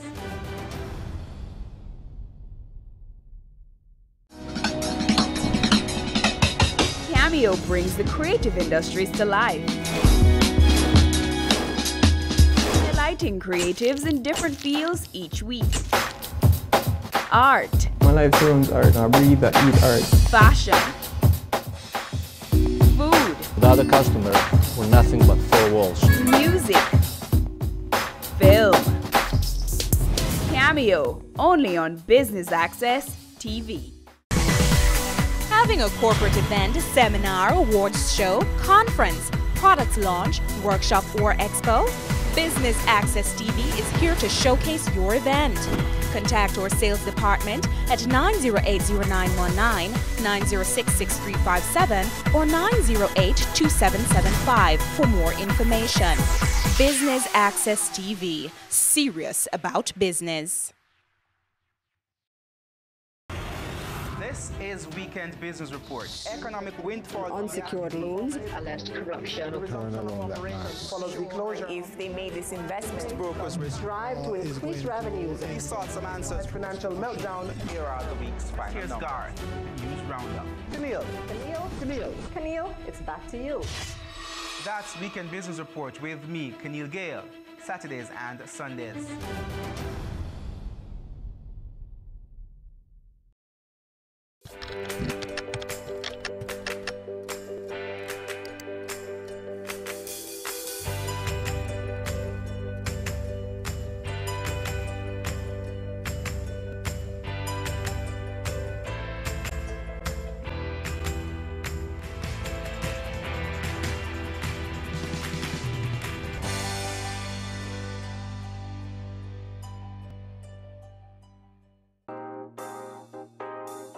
There's only one recommendation for funding that is ever going to come from me, and that is funding from a bank.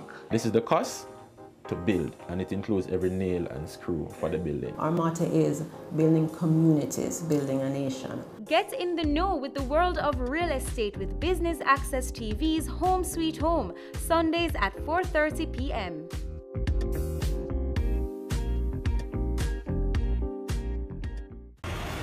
This is Weekend Business Report. Economic windfall. Unsecured loans. Alleged corruption. Follows the closure. If they made this investment, Brokers strive to increase revenues. He sought some answers. Financial meltdown. Here are the week's final. Here's Garth. News Roundup. Camille, it's back to you. That's Weekend Business Report with me, Camille Gale. Saturdays and Sundays.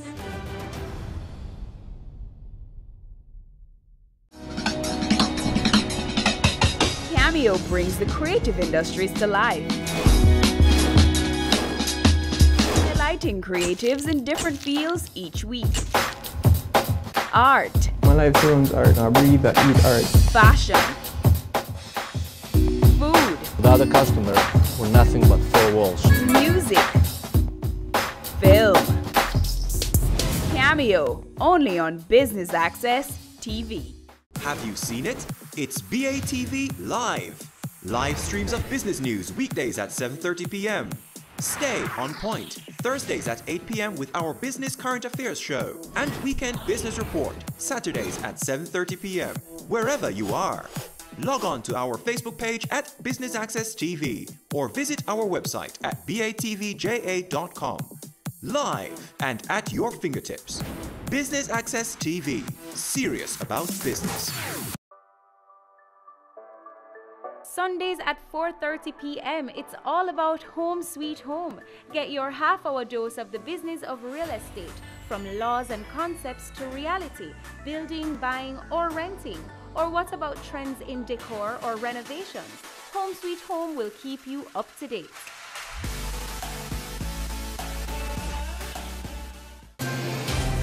This weekend, BATV is taking you back. We're recapping the top business stories of 2018.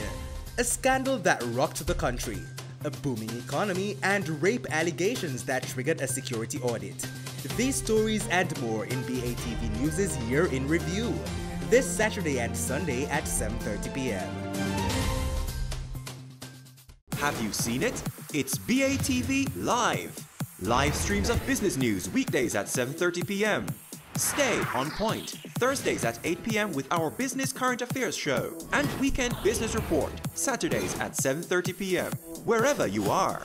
Log on to our Facebook page at Business Access TV or visit our website at batvja.com. Live and at your fingertips. Business Access TV. Serious about business.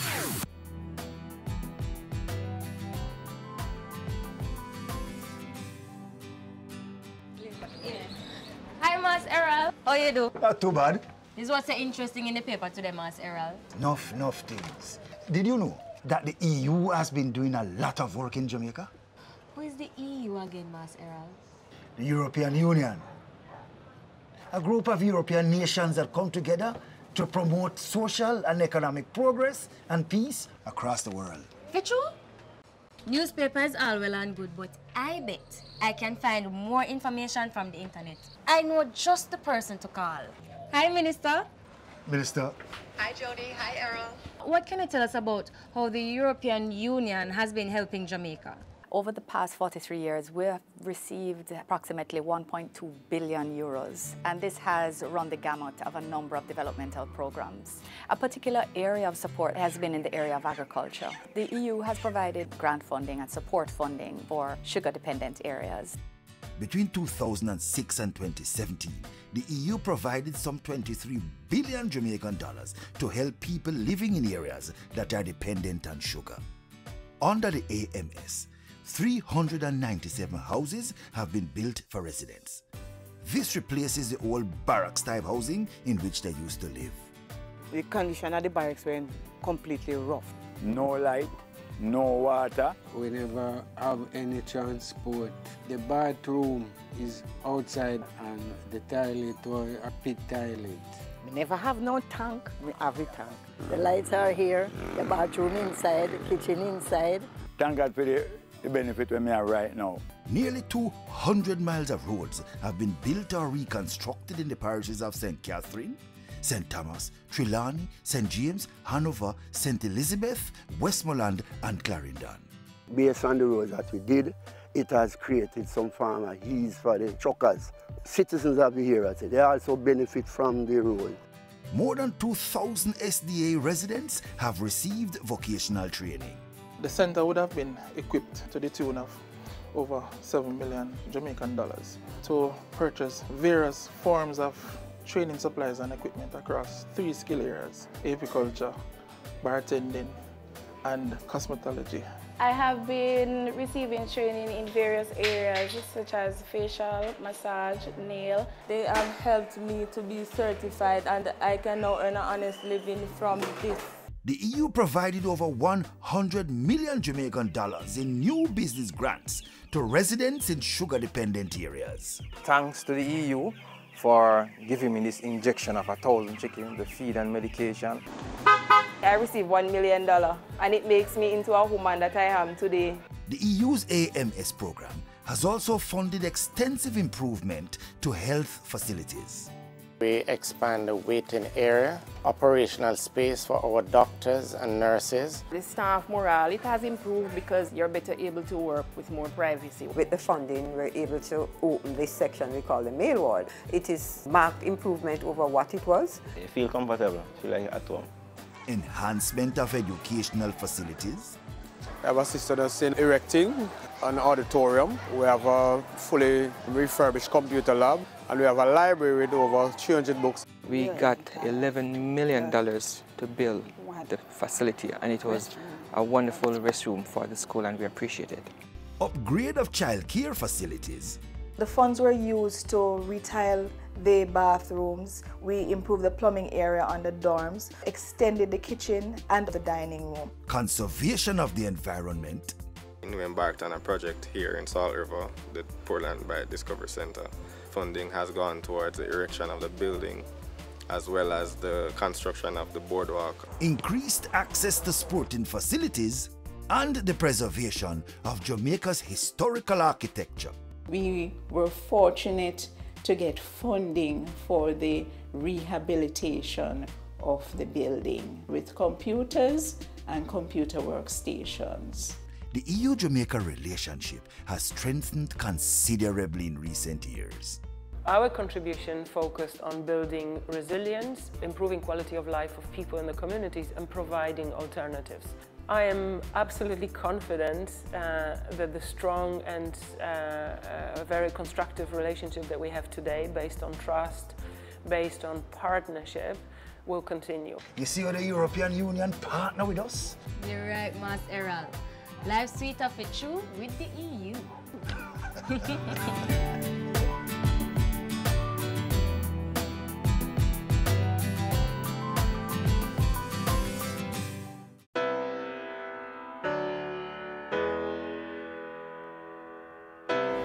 Being on Business Access TV has promoted my business in that it has exposed me.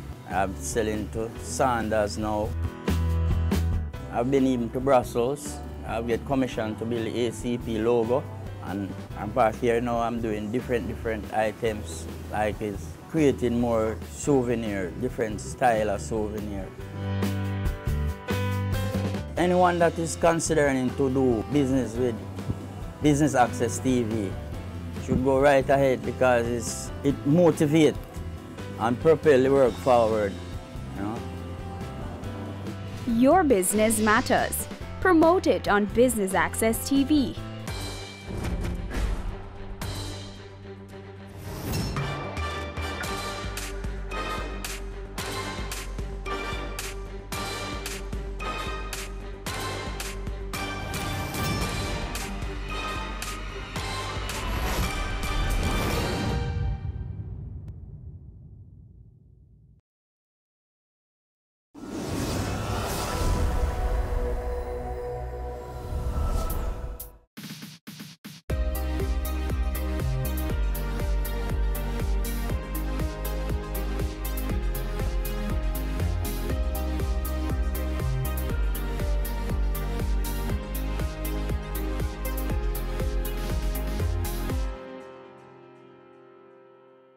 An investment in health yields returns that cannot be measured financially, but in the quality of life.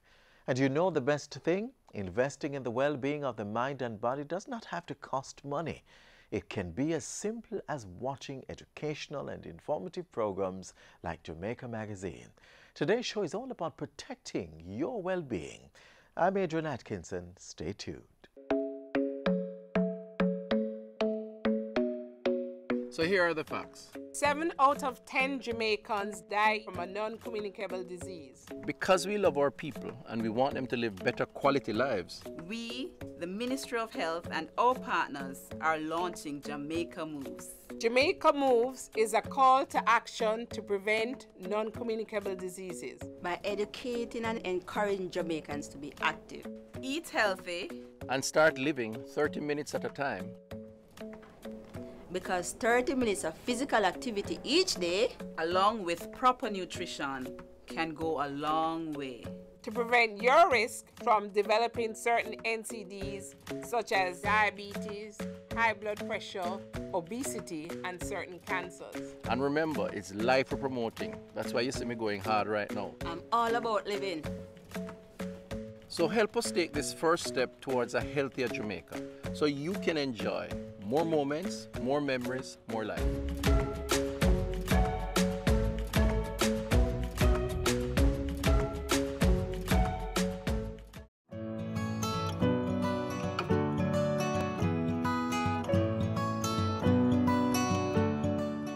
For many of us, it's just the chart that I read to test my eyes. I bet you never knew that it had an actual name. It's in fact called a Snellen chart. As you may already know, this chart, the Snellen chart, is designed for testing visual acuity, usually consisting of letters, numbers, or pictures printed in lines of decreasing size that a patient identifies from a fixed distance. So, it's Snellen chart, not the chart I read to test my eyes.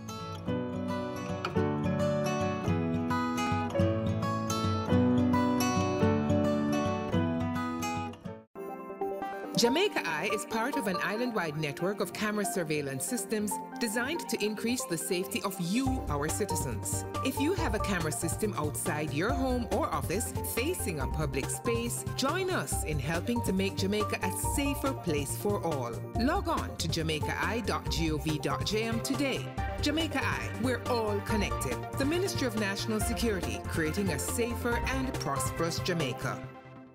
In case you missed any of it, next we have a roundup of the major news stories coming out of the government this week.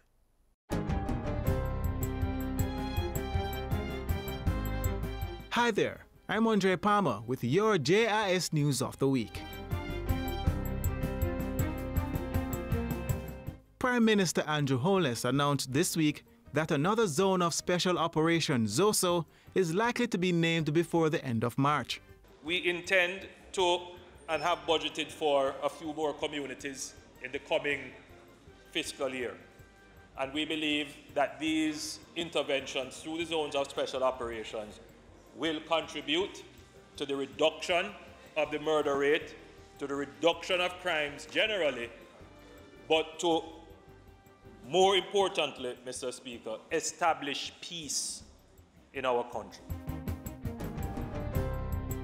On Wednesday, the Prime Minister reiterated government's intent to increase its divestment of state assets to competent private sector entities for full utilization. He was touring the upgraded Kingston Container Limited, which is managed by Kingston Freeport Terminal Limited, under a 30-year concession agreement with government. I think this is an example of how the process of divestment can, A, increase the value of the asset that the government owns, because the government still owns the asset, increase the operational efficiency and profitability of the asset for the country and for the persons who are operating it themselves, the concessionaires. Mining Minister Robert Montague announced this week that entities in Jamaica can freely do business with Windalco without the threat of sanctions. The assurance follows the United States government's decision to lift the sanctions imposed on UC Rizal, the majority owner of the Windalco bauxite plant in St. Catherine. This, Mr. Speaker, is positive news for the government and people of Jamaica.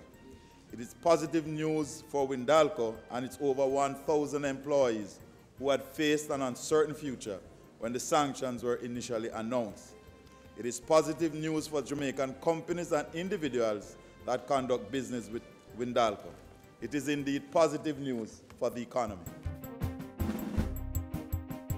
In other news, The Portfolio Minister has ordered the Jamaica Bauxite Institute, JBI, to conduct an audit of the country's mud lakes. Minister Robert Montague says the audit should assess the strength of the mud lakes' walls so that there are no breaches of groundwater systems. Minister without portfolio in the Ministry of Economic Growth and Job Creation, Darrell Vaz, says a plastic bottle deposit refund scheme is to be operational between April and June this year. Customers will receive $1 for every plastic bottle returned. The government will monitor the implementation of the deposit refund scheme to ensure accountability and transparency, and if deemed necessary, promulgate legislation to govern the scheme. Unrefunded deposits will be used to maintain the deposit refund scheme as well as to provide support to the National Solid Waste Management Authority in its effort to improve the island's waste management infrastructure. The Jamaica Productivity Center and JAMPRO have signed a Memorandum of Understanding to offer support to 50 companies within the micro, small and medium-sized enterprise MSME sector. The JPC will work with 50 export-ready firms for the next 3 years under the JAMPRO Export Max 3 program. The objective is to build their capacity and productivity skills. The Education Ministry has made a submission to the Public Investment Management Secretariat to build 17 new schools across the island. And PIM-C will make the final decision, and then as funds are available, the projects will be approved. We have to make sure there are enough institutions, publicly funded institutions, so no child will be left behind. The rehabilitated New Market Road in northwest St. Elizabeth is now opened after a $320 million project to upgrade the corridor. The road has to be maintained by the government and the people, because it is the government and the people that is going to use the road. And therefore it is your responsibility as a Jamaican, because if every day we have to come back and spend money on this road, we won't have no money to spend on any other road. And a taxi operator registry is being developed to act as a reference point for persons who employ taxi operators. The registry will provide information on the driver as well as his or her driving and employment history. We are gathering the information as to the amount of accidents, the amount of points, their driving experience, the experience that the employer would have had with them. So when they turn up to another person, the person would call Transport Authority to say, can you give me a background on this particular driver? Their driving history, their accident history, etc., etc. And those were some of the stories making news this week. I'm Andre Palmer.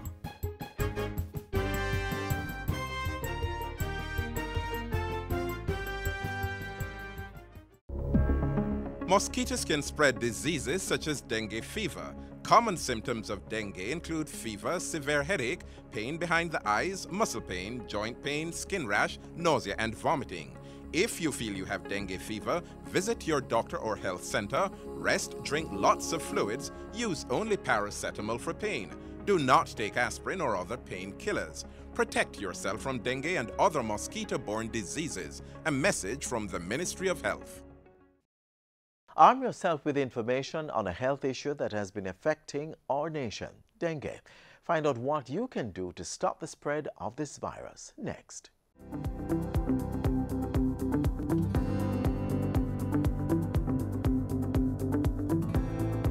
Welcome to Get the Facts. I'm Enthros Campbell. Today we're discussing dengue fever. Our resource person is Chief Medical Officer of the Ministry of Health, Dr. Jacqueline Biseso McKenzie. Stay with us and get the facts. Welcome to the program, Dr. Biseso McKenzie. Thank you. Right, so the government has confirmed a dengue outbreak. What does that mean?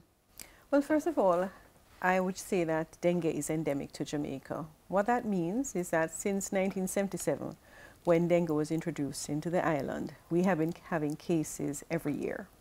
So we have cases every year and throughout the year. However, For the year, there are times at which there are more dengue cases because there are times that the dengue virus, which is carried by the Aedes aegypti mosquito, the Aedes aegypti breeds and become more frequent, more in number at certain times of the year. And so therefore from August to December each year we have more cases of dengue in keeping with more mosquito being around.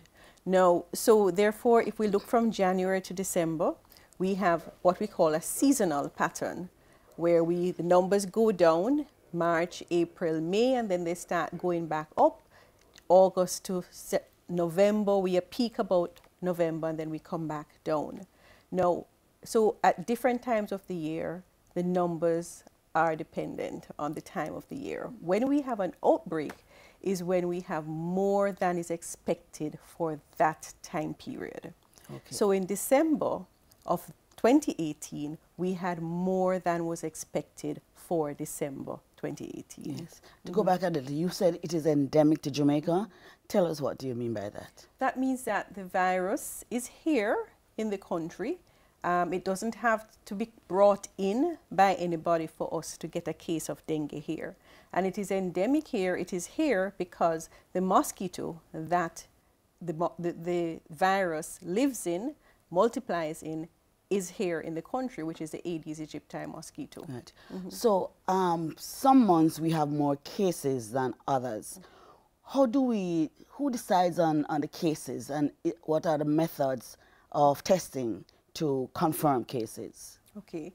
Well, because we have the cases right throughout the year, we have what we call a surveillance system in the country where we depend on clinicians in the field all across the island to report in whenever they have certain illnesses. So certain illnesses are what we call reportable illnesses. They are illnesses that we have a concern about to know when the cases are rising. Dengue is one of those. So the physicians, they make a notification to the Ministry of Health so we can track how much is happening throughout the year. When we see those numbers going up, then we are looking to see, is it above what is expected for that time of the year? Yes. Now, how do we? So that is how we get a notification that I, as a clinician out there, I see a case, it's fever, joint pain, and I think this is dengue. I make a notification to the ministry. Now, when the ministry gets that notification, it looks at the case and it says, does what the doctor described meet what we call dengue? Does it meet the definition? If it does, then it is a suspected case of dengue. Now, our numbers in terms of what we consider to be an outbreak is dependent on the suspected cases. It is not dependent on confirmation. Confirmation let us be sure that this is in fact dengue, because a lot of viral illnesses look alike. And so you have Zika, you have chikungunya, you have influenza. Different viruses look the same. And so therefore the confirmation is really about making sure. But the actual, to say that we have dengue, we base that on the clinical findings, what is reported, and what is called a suspected case. Okay, because there is this quick test that some doctors do. Is that accepted as confirming a case? We have different tests for dengue that we use to say if it is dengue or not. Now, when a patient develops dengue, there are different phases of the illness. And the test that is done is dependent on the phase of the illness. And that is why we cannot depend on the confirmation. Because in the first 5 days of the fever, so we call day 1 when the person develops a fever. The fever usually lasts about 5 to 7 days. During that period, that first period of the illness, you can pick up the virus in the blood. And so you can test for the virus. Now, of course, if the patient presents to the doctor after the fever has gone, then there's a likelihood that the virus will not be picked up. And you test for what we call an antibody, which is the body's reaction to the virus. So dependent on when the test is done, you can say if dengue is there or if it is suspected. Now, the test that the doctors have, those tests in the panel that they have tests for 3 different things. They test for the antibodies, 2 different types of antibodies, and it tests for the virus as well. Now, the two different types of antibodies, one of them called IgG, is there once you have had dengue. If you had it when you were a child and you are 25 now, if you test it, it's going to be IgG positive. It does not mean you're having dengue now, okay? So it depends, using that test, the doctor has to be very careful to look how many of the positive, how many of the three things that they test for are positive. Because if it's only one, we cannot rely on that. But if two or more is positive, then it is a better test to say that, yes, this could be dengue. So once I have dengue, that's it, I won't ever have it, or that strain. There are 4 types of dengue. Yes. And once you get one type, as far as we know now, you will not get that one type again. But you can get the other types. And what is important to note is that after getting dengue the first time, the repeated infections tend to be more severe. Okay, we take a break now. When we come back, we look at the illness and what government is doing to counter this problem.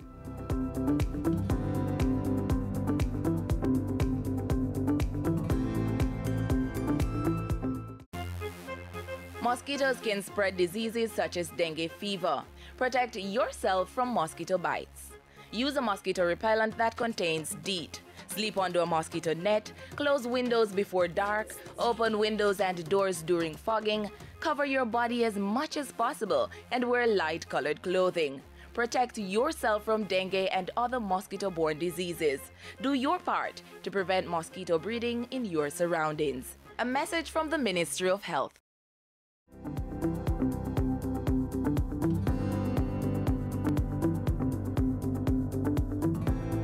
Welcome back. We're talking dengue today, and our resource person is Chief Medical Officer, Ministry of Health, Dr. Jacqueline Bisesa McKenzie. Doc, let us start now with the disease itself. We know it is transmitted by the Aedes aegypti mosquito. Tell us about the transmission.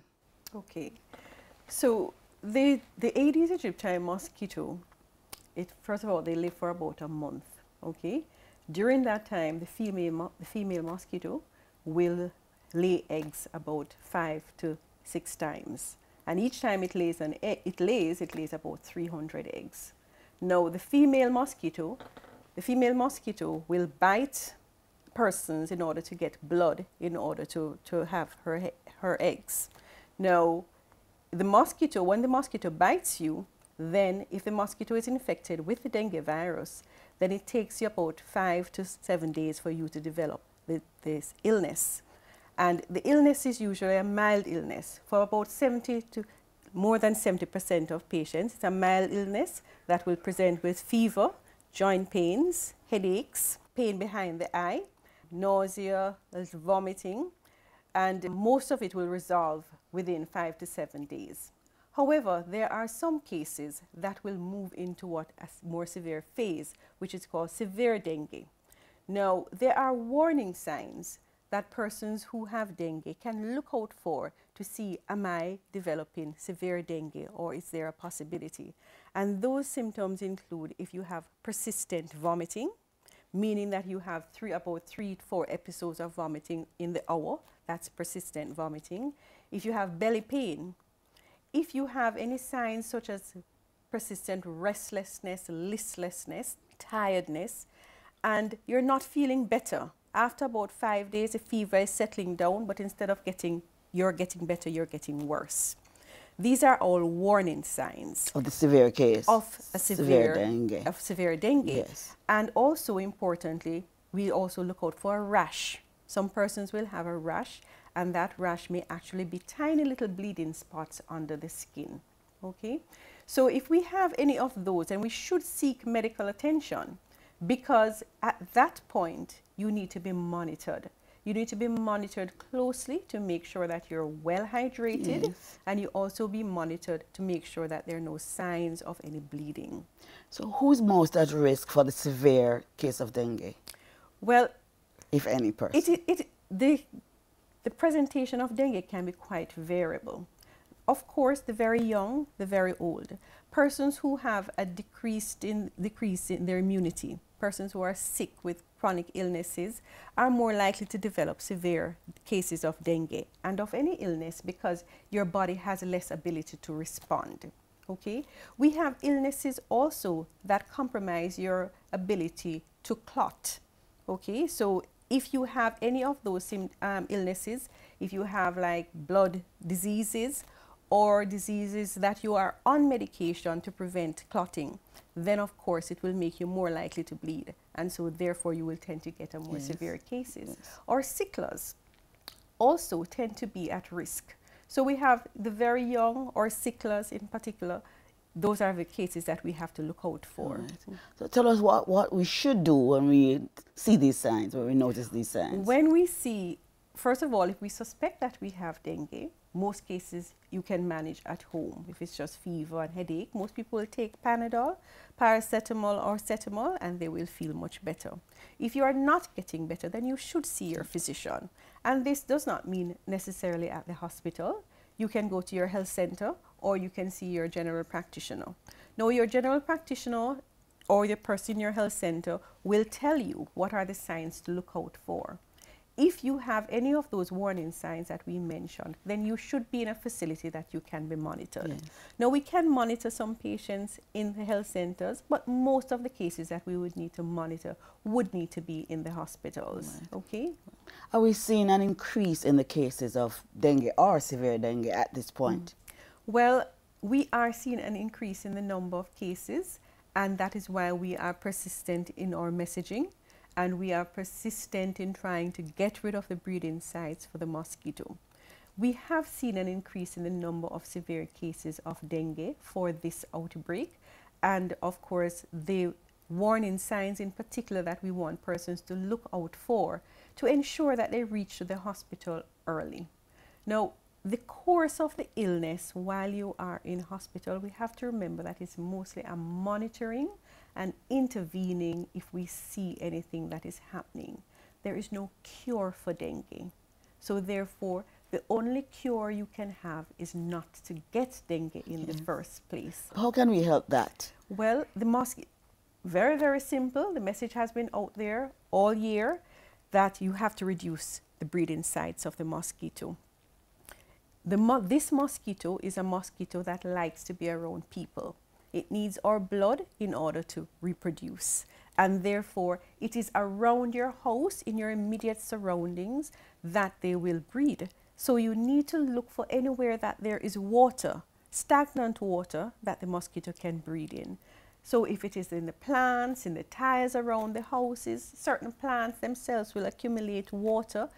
Persons need to make it a habit that every week they go around the house and they look for these breeding sites.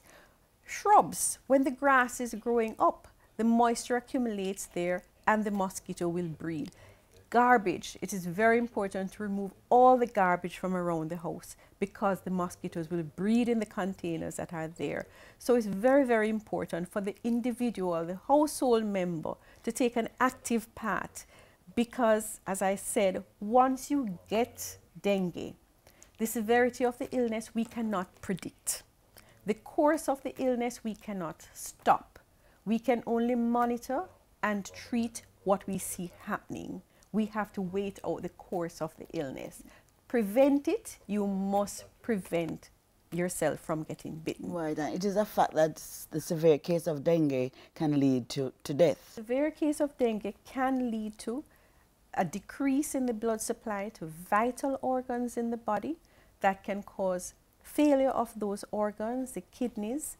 It can cause problems with the heart, with the brain, with the liver, and it can cause severe bleeding that can lead to death. Yes. So tell us about the government's initiatives to combat the cases as much as So the ministry has been working. We have been very, very active since the beginning of last year in terms of the public education program. The main thrust is towards preventing the breeding of the mosquito. Yes. And so therefore we have to make sure that the public is aware. Our main campaign has been to get into the households, in the premises, into the communities. We have been engaging what we call vector control workers since July last year. And this was not just last year, because previously this was really as a intervention for Zika. We never stopped after Zika. The ministry has its regular routine program that goes from month to month. But at the start of the rainy season, we have an enhanced program that we bring in more people to be out there. And they go into the communities, they search for the breeding sites, they destroy the breeding sites by putting pellets in the water to destroy the larvae. And of course, we do the fogging to destroy the adult mosquitoes. We have been working with our partners such as USAID. The Red Cross has come on board to have more persons out there. We're working with the HOPE program to get more persons on the ground into the communities. Our regular program would have ended in December when we would have slowed down. Because we are in an outbreak, we have engaged more people to continue this thrust towards education and towards searching and destroying the breeding sites. We also have to say that in terms of the vector control work, we have engaged more private facilities, more vehicles to get fogging done, to go into all the communities. We have engaged quite a lot of persons to be out there to be doing all of this vector control work. We have been working as well with other partners such as PAHO, who are helping us with training and with building our laboratory support in terms of being able to do the testing. The CDC as well has been helping us with testing.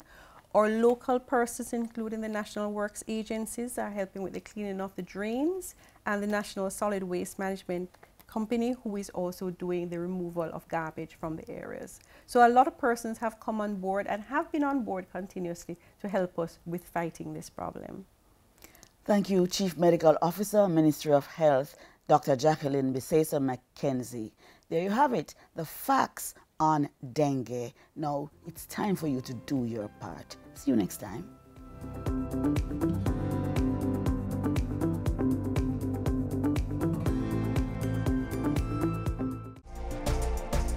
Cancer, stress, high blood pressure. Guard yourself against these potentially deadly conditions by eating healthy. Give your body long life with foods such as low-fat milk, dried and fresh peas and beans, unsalted nuts and seeds, fresh vegetables, fruits and coconut water, and eliminate processed seasonings such as seasoning salt, soy sauces and ketchup. When it comes to meats, remember to remove the skin to reduce the intake of fats and oils. Meats should also be baked, steamed, grilled or roasted. Fish is also a preferred protein option. To eat healthy, fill your body with a variety of foods from all the food groups. And remember, eat at a slow pace and in small bites to help aid digestion. This helps to maintain a healthy, balanced and nutritious diet, strengthening your body to ward off illness and prolong life.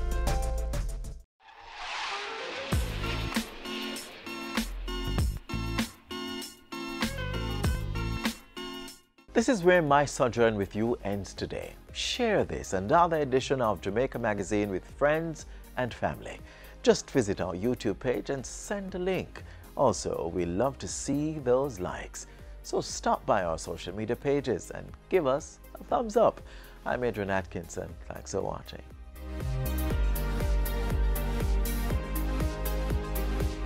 This has been a production of the Jamaica Information Service, the voice of Jamaica.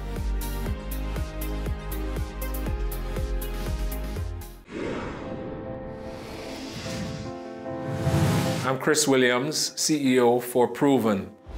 When I think of Business Access TV, two words come to mind: passion and performance. In the short space of time that they've been on air, has demonstrated clearly the Jamaican passion for anything that we set our minds to.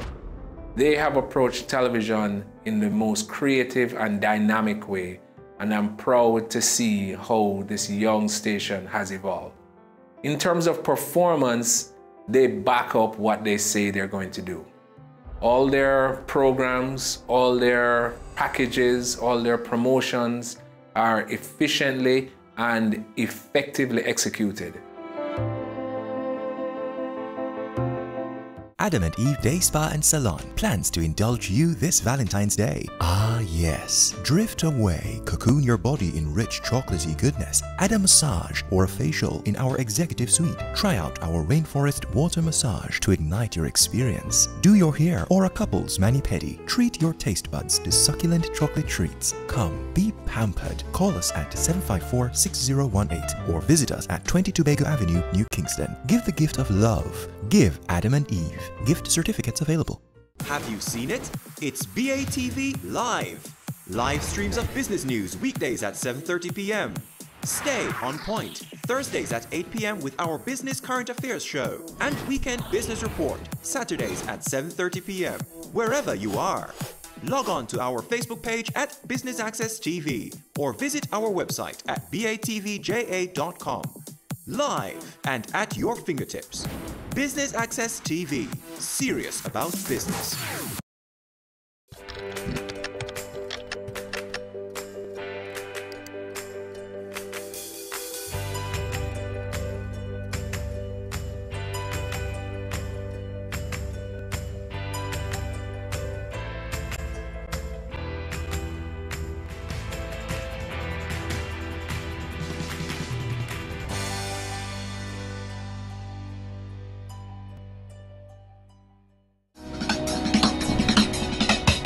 Cameo brings the creative industries to life,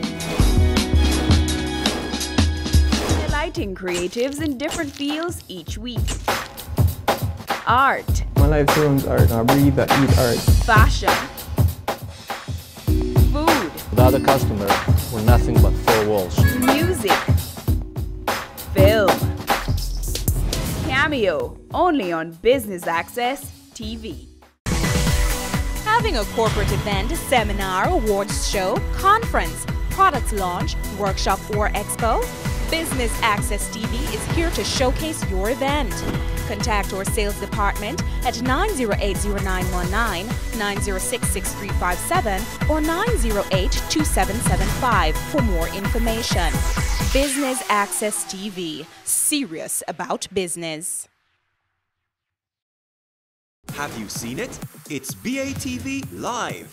Live streams of business news weekdays at 7:30 p.m. Stay on point Thursdays at 8 p.m. with our Business Current Affairs show and Weekend Business Report Saturdays at 7:30 p.m. wherever you are. Log on to our Facebook page at Business Access TV or visit our website at batvja.com. Live and at your fingertips. Business Access TV, serious about business. Adam and Eve Day Spa and Salon plans to indulge you this Valentine's Day. Ah yes, drift away, cocoon your body in rich chocolatey goodness, add a massage or a facial in our executive suite. Try out our rainforest water massage to ignite your experience. Do your hair or a couple's mani-pedi. Treat your taste buds to succulent chocolate treats. Come, be pampered. Call us at 754-6018 or visit us at 20 Tobago Avenue, New Kingston. Give the gift of love. Give Adam and Eve. Gift certificates available.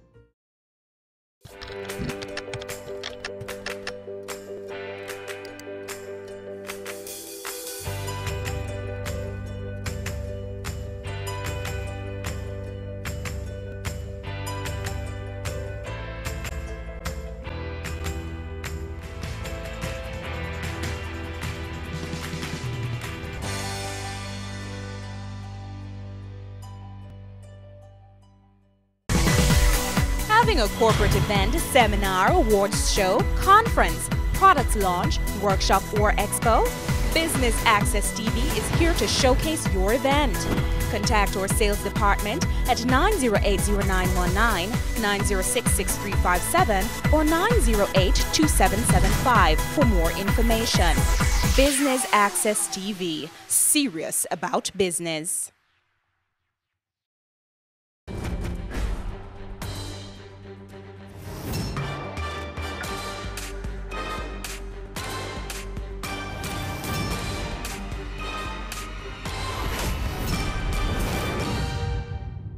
Adam and Eve Day Spa and Salon plans to indulge you this Valentine's Day. Ah Ah yes, drift away, cocoon your body in rich chocolatey goodness. Add a massage or a facial in our executive suite. Try out our rainforest water massage to ignite your experience. Do your hair or a couple's mani-pedi. Treat your taste buds to succulent chocolate treats. Come, be pampered. Call us at 754-6018 or visit us at 20 Tobago Avenue, New Kingston. Give the gift of love. Give Adam and Eve. Gift certificates available.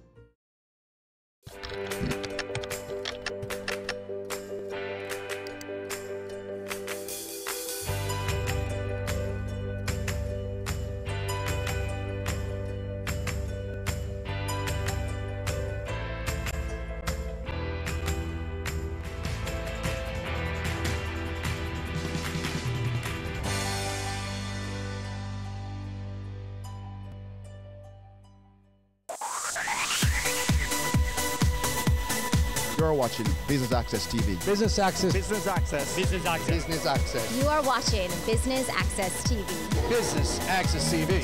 Serious about business. Serious about business.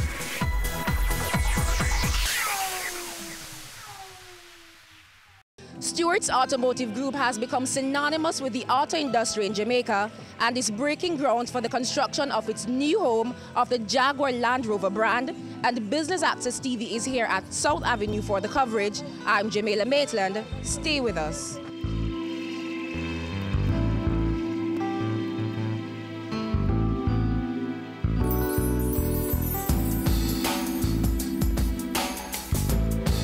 Thank you for being here. Good morning and Happy New Year. What an awesome event for us. I cannot believe that we're here today breaking ground, a project that we had hoped to have done in 2008. It's taken us an additional 10 years due to many ups and downs, and we've done it. We could not have done it without all of you here. You have held our hand on this journey, and for that, we love you and we thank you. The Stewart's Automotive Group is proud to be kicking off 2019 in a big way with the official groundbreaking of what will be the new Jaguar Land Rover showroom and service center. This is a historic day for us, and we're very excited about what it means for Jaguar Land Rover customers, the Stewart's Automotive Group, and ultimately Jamaica as a whole. So what does it mean? The new home of Jaguar Land Rover represents investment in the brand, the best to showcase its combination of versatility and luxury, an increased opportunity for employment, and the continued growth of our group and country, beautiful Jamaica. Jaguar Land Rover, the art of performance. I'm delighted to welcome you here this morning, and on behalf of the entire Stewart's Automotive Group, I'd like to thank you for joining us as we put shovel and dirt to mark this special occasion as we go above and beyond. So we're going to have some remarks from my brother Duncan Stewart. The symbolic groundbreaking for a project that's very important to us. As you can see, we've already started, so this is a symbolic gesture today. Some history. Stewart's Automotive Group celebrates its 81st anniversary this year, and we are proud to continue the legacy that my grandfather, my father, and my mother have continued. This legacy has been built on hard work, determination, and investing when other people wouldn't. It has been built on service. Service to our customers, service to our staff, service to our country. And we are proud that this legacy continues in our young fourth generation who are here today with us. Our family took over Jaguar Land Rover brand 3 years ago. And since then, we've operated in a temporary facility at South Camp Road. In that time, we've grown from strength to strength by raising the benchmark for service and quality, whilst introducing fantastic new models that have raised the standards of luxury motoring in Jamaica.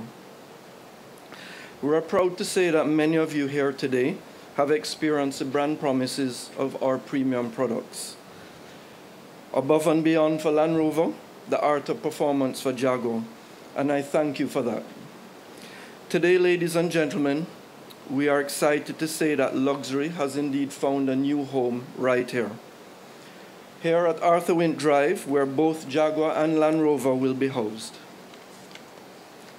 We are proud to say that we are bullish on Jamaica and bullish on the Jaguar Land Rover brands, putting our money where our mouth is. Our $13 million investment in this project will allow our group to offer our Jaguar Land Rover customers a world-class retail experience. And it will allow us to expand our horizons into real estate development with the additional space that we will have here for rent. The building will have 5 stories, covering approximately 5,000 square meters, 50,000 square feet for the rest of us, with JLR occupying the first 2 floors of the property, and we'll have rental property occupying the upper floors. We are working around the clock to have our showroom open and ready for the end of March, and to finish the project by September. And to give you some food for thought, what you see already built here started in October, so we are accelerating. Our Jaguar Land Rover facility will be very exciting, the first of its kind in the Caribbean, and of that we are proud. Built to Stuart's and Jaguar Land Rover's exacting standards, we've left no stone unturned to deliver on our family's promise of unparalleled service to our customers. With this facility, we will have the space to grow and to service our growing Jaguar Land Rover vehicle population in Jamaica. The layout, combined with investments in tooling and training, will allow us to raise our productivity. And of course, this standalone facility will give our customers exclusivity and dedicated attention that they don't have right now. Of course, any new construction, especially of this magnitude and investment, comes with benefits. For one, direct employment will be created for the persons in and around the community who will be part of the construction team. We will also house a business process outsourcing facility that will create employment opportunities for Jamaicans in this area and beyond. Secondly, our luxury brands Jaguar and Land Rover will now be housed here. The ambience and appeal of this location will no doubt be raised. We will set the standard in this area. Thirdly, we see this project as one that will heighten the sense of pride for persons operating and living in this area. And these are just a few of the many benefits that we will bring. I'm thankful to the government and other relevant stakeholders having played a very supportive role in this project to date. Prime Minister Holness, your presence today is a true demonstration of your support and that of your administration.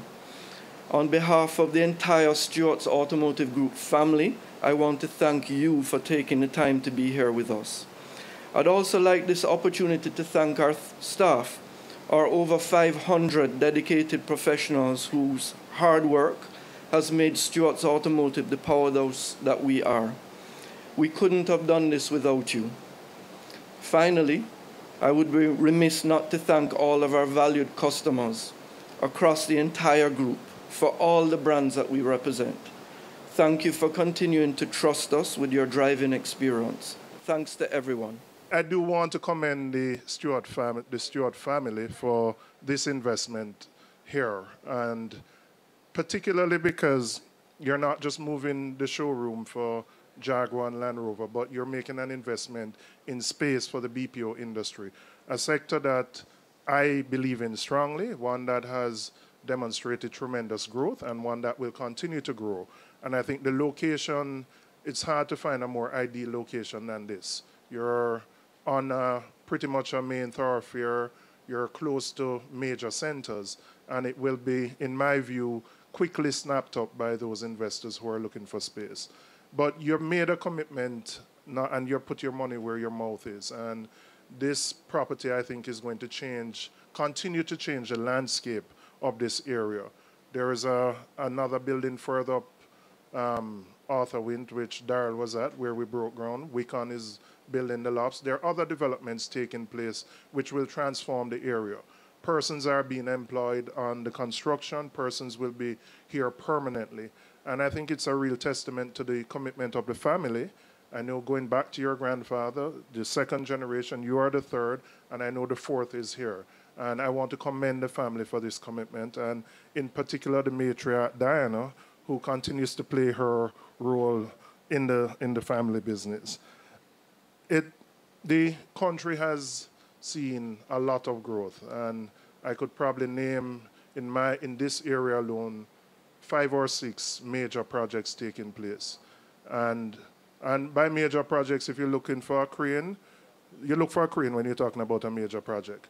And there are a number of them taking place, and that is a positive thing. It genuinely provides employment opportunities, and it's a good thing. So I'm happy as a member of Parliament to be a part of this and to support all the work that you're doing. And I want to commend the family again and pledge my support as you see through the construction.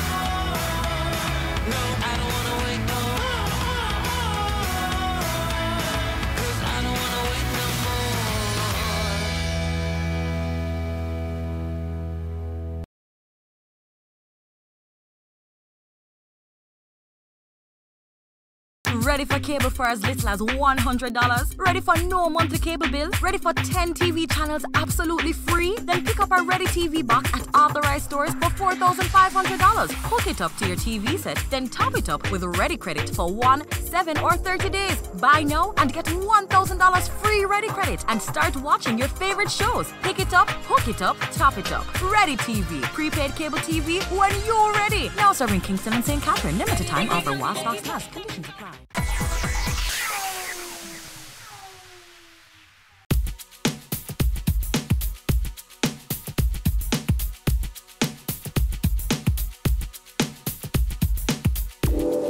I am pleased to be here because it is a sign of the confidence that the private sector is having in the economy.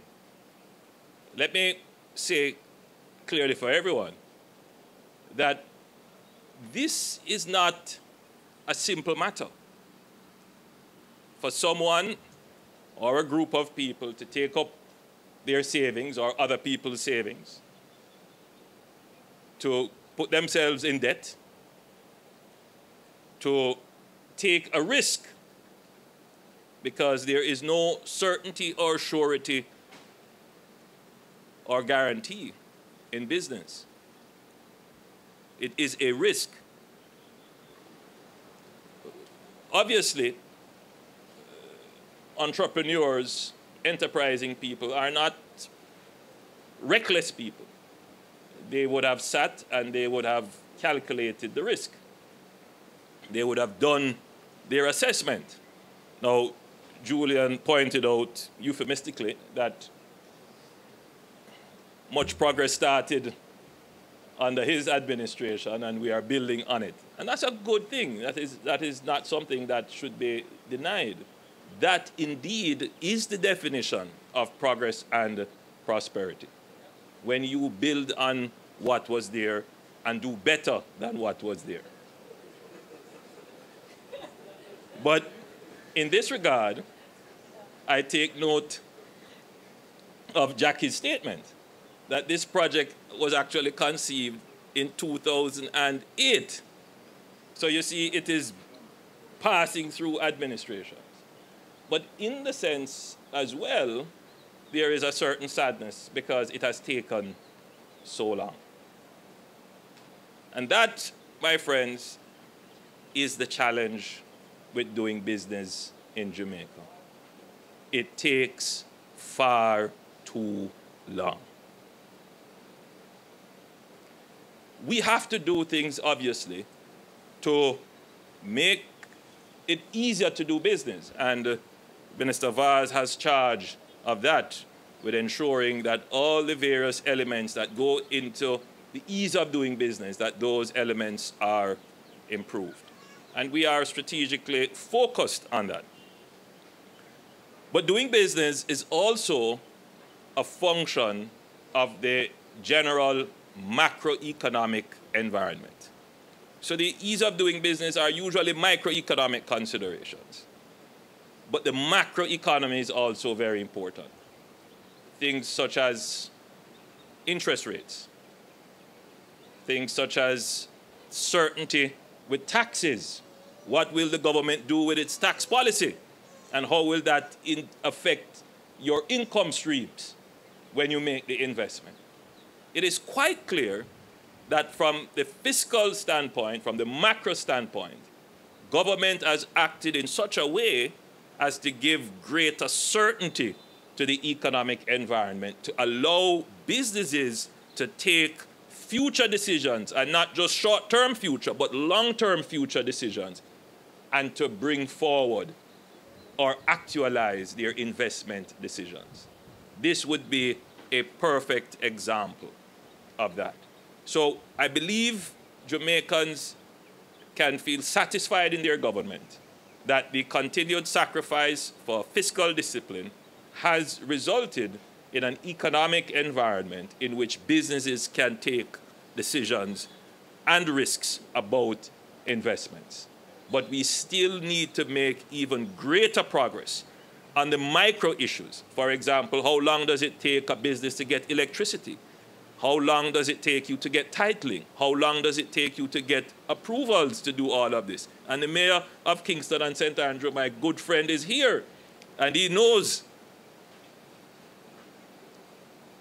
the government's grave concern about how quickly we get the simple things done to make big investments happen.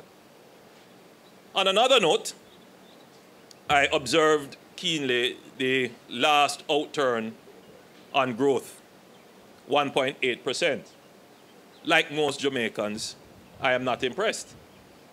We want more growth, but we look at the glass for where it is. The truth is that we have been growing consistently. Not the level of growth that we want. I certainly don't consider it takeoff growth. When we get over 2%, then we will be in that range to start to take off. But as Julian knows, the investment decisions that you take today as business people do not have an immediate effect on growth. There is a lag. And that lag period in Jamaica, what we call the transmission of the growth, takes some time. Again, because of systemic weaknesses in our system, the lag between making the actual investment and that investment turning out and showing up in the growth figures takes some time. So you will see growth going into the future. But people always say to me, we see all these investments going on, as Julian was saying that the national bird now is going to become the crane. Because we see so many cranes around Jamaica, particularly here in Kingston, new buildings being constructed. So it is a puzzle to many as to why is it that the growth numbers are not larger. There are many explanations, and I seek to prefer one to be considered. For many years, there has been a disinvestment in capital. In other words, capital formation in Jamaica over the past few decades has been negative. So in the national accounting systems, the disinvestment and the negative capital formation would mean that your ability to grow and grow rapidly would be limited. What you're seeing happening now is a return to investment in capital goods. A building, especially a plant, is considered to be a capital investment. And you can measure that in many ways. One, you can see movement in the stock market. You can see movement in the private equity and debt market. because usually those kinds of movement and liveliness in that market would signal that people are borrowing to make capital investments. And we're seeing that now happening in Jamaica. So the preconditions for significant growth is being set. But you're not going to see it happen just yet right now. Again, the transmission, the lag is there. And I've been to many groundbreakings of similar nature. And immediate effect on the economy is that it creates jobs. And I'm very happy for that. Because it is one thing to have growth, but growth without jobs is immiseration. So we are happy that the growth that we are seeing, even though it is not at the level at which we want it to be, it is creating significant employment. In fact, you know, I'm proud to say there are more Jamaicans employed today than ever in the history of the employment statistics. That is the case. And I've said it before and I'll say it again, that Jamaica can and will achieve full employment. We need to continue this pace of capital formation. We need to continue this pace of investment, and we will achieve full employment, which in itself will create a larger demand, which in itself will drive consumption, which in itself will drive economic growth. So Jaguar Land Rover has been sharing space with Suzuki down at our South Camp Road office, and frankly there's not enough space for both brands. So we've always been planning to build here, and so it's about saying when are the conditions right for us to make the right investment. And so we see that, you know, the track that Jamaica is going on, the track that Jaguar Land Rover as a brand is going on, means that's the right time to invest. It has been 10 years in the making. What does this mean for the persons living around here and just, you know, development overall of this space? Well, you know, there are not many properties in Kingston this size that can be developed with what we want to do. So we're fortunate. We've owned this property for quite a long time. The construction here is bringing jobs to the neighborhood, so we are employing people here. All of the people who are working in the project are Jamaicans. So we have Jamaican construction, Jamaica architect, Jamaica engineers, and so on. And then, of course, the project, when it comes to fruition, is going to provide jobs because we'll have a BPO here. And, you know, this property is well located centrally. We have a tertiary education institution next door. We have a hospital next door. And we have neighborhoods next door that, you know, can provide workers with jobs in this industry. And, of course, for Jaguar Land Rover, you know, we're getting our business all in one place, exclusive property just for Jaguar Land Rover customers. We're going to have productivity driven through our business because we are designing it from scratch. You are celebrating your 81st anniversary. You know, how long has this been in the making, and what do we expect from the Stewart's Automotive going forward? So, you know, we took over the Jaguar Land Rover brand 3 years ago. So it's been in the making for 3 years to put Jaguar Land Rover. Before we were going to put another brand here, but the circumstances of the Lehman crash made the economy and the motor vehicle business very tenuous. Now we have growth again. 2016 was the first year that the car business sold the same number of cars as 2007. So we've had a long time coming back to where we are now, and we see growth on the horizon, and we're very bullish about the future. What would you say to investors who probably are a little bit skeptic about, putting money where their mouth is, as you said? What kind of advice would you give them? Well, you know, the real issue is about whether you're confident about Jamaica, about Jamaicans, and about the future. And we are, and we invite other people to take the same view. If you look around, you do see people making investments. So it's not that we are alone, right? The thing is that it's time for Jamaicans to change their own future. We have to build it together, and we have to do it together.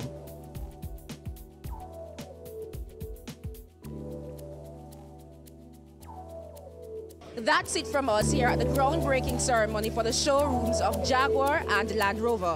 I'm Jamila Maitland for Business Access TV, serious about business.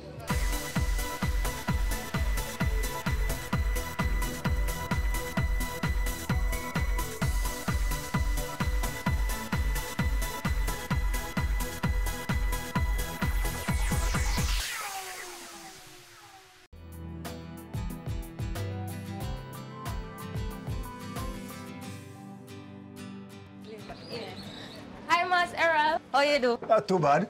This was so interesting in the paper today, Mas Errol. Enough things. Did you know that the EU has been doing a lot of work in Jamaica?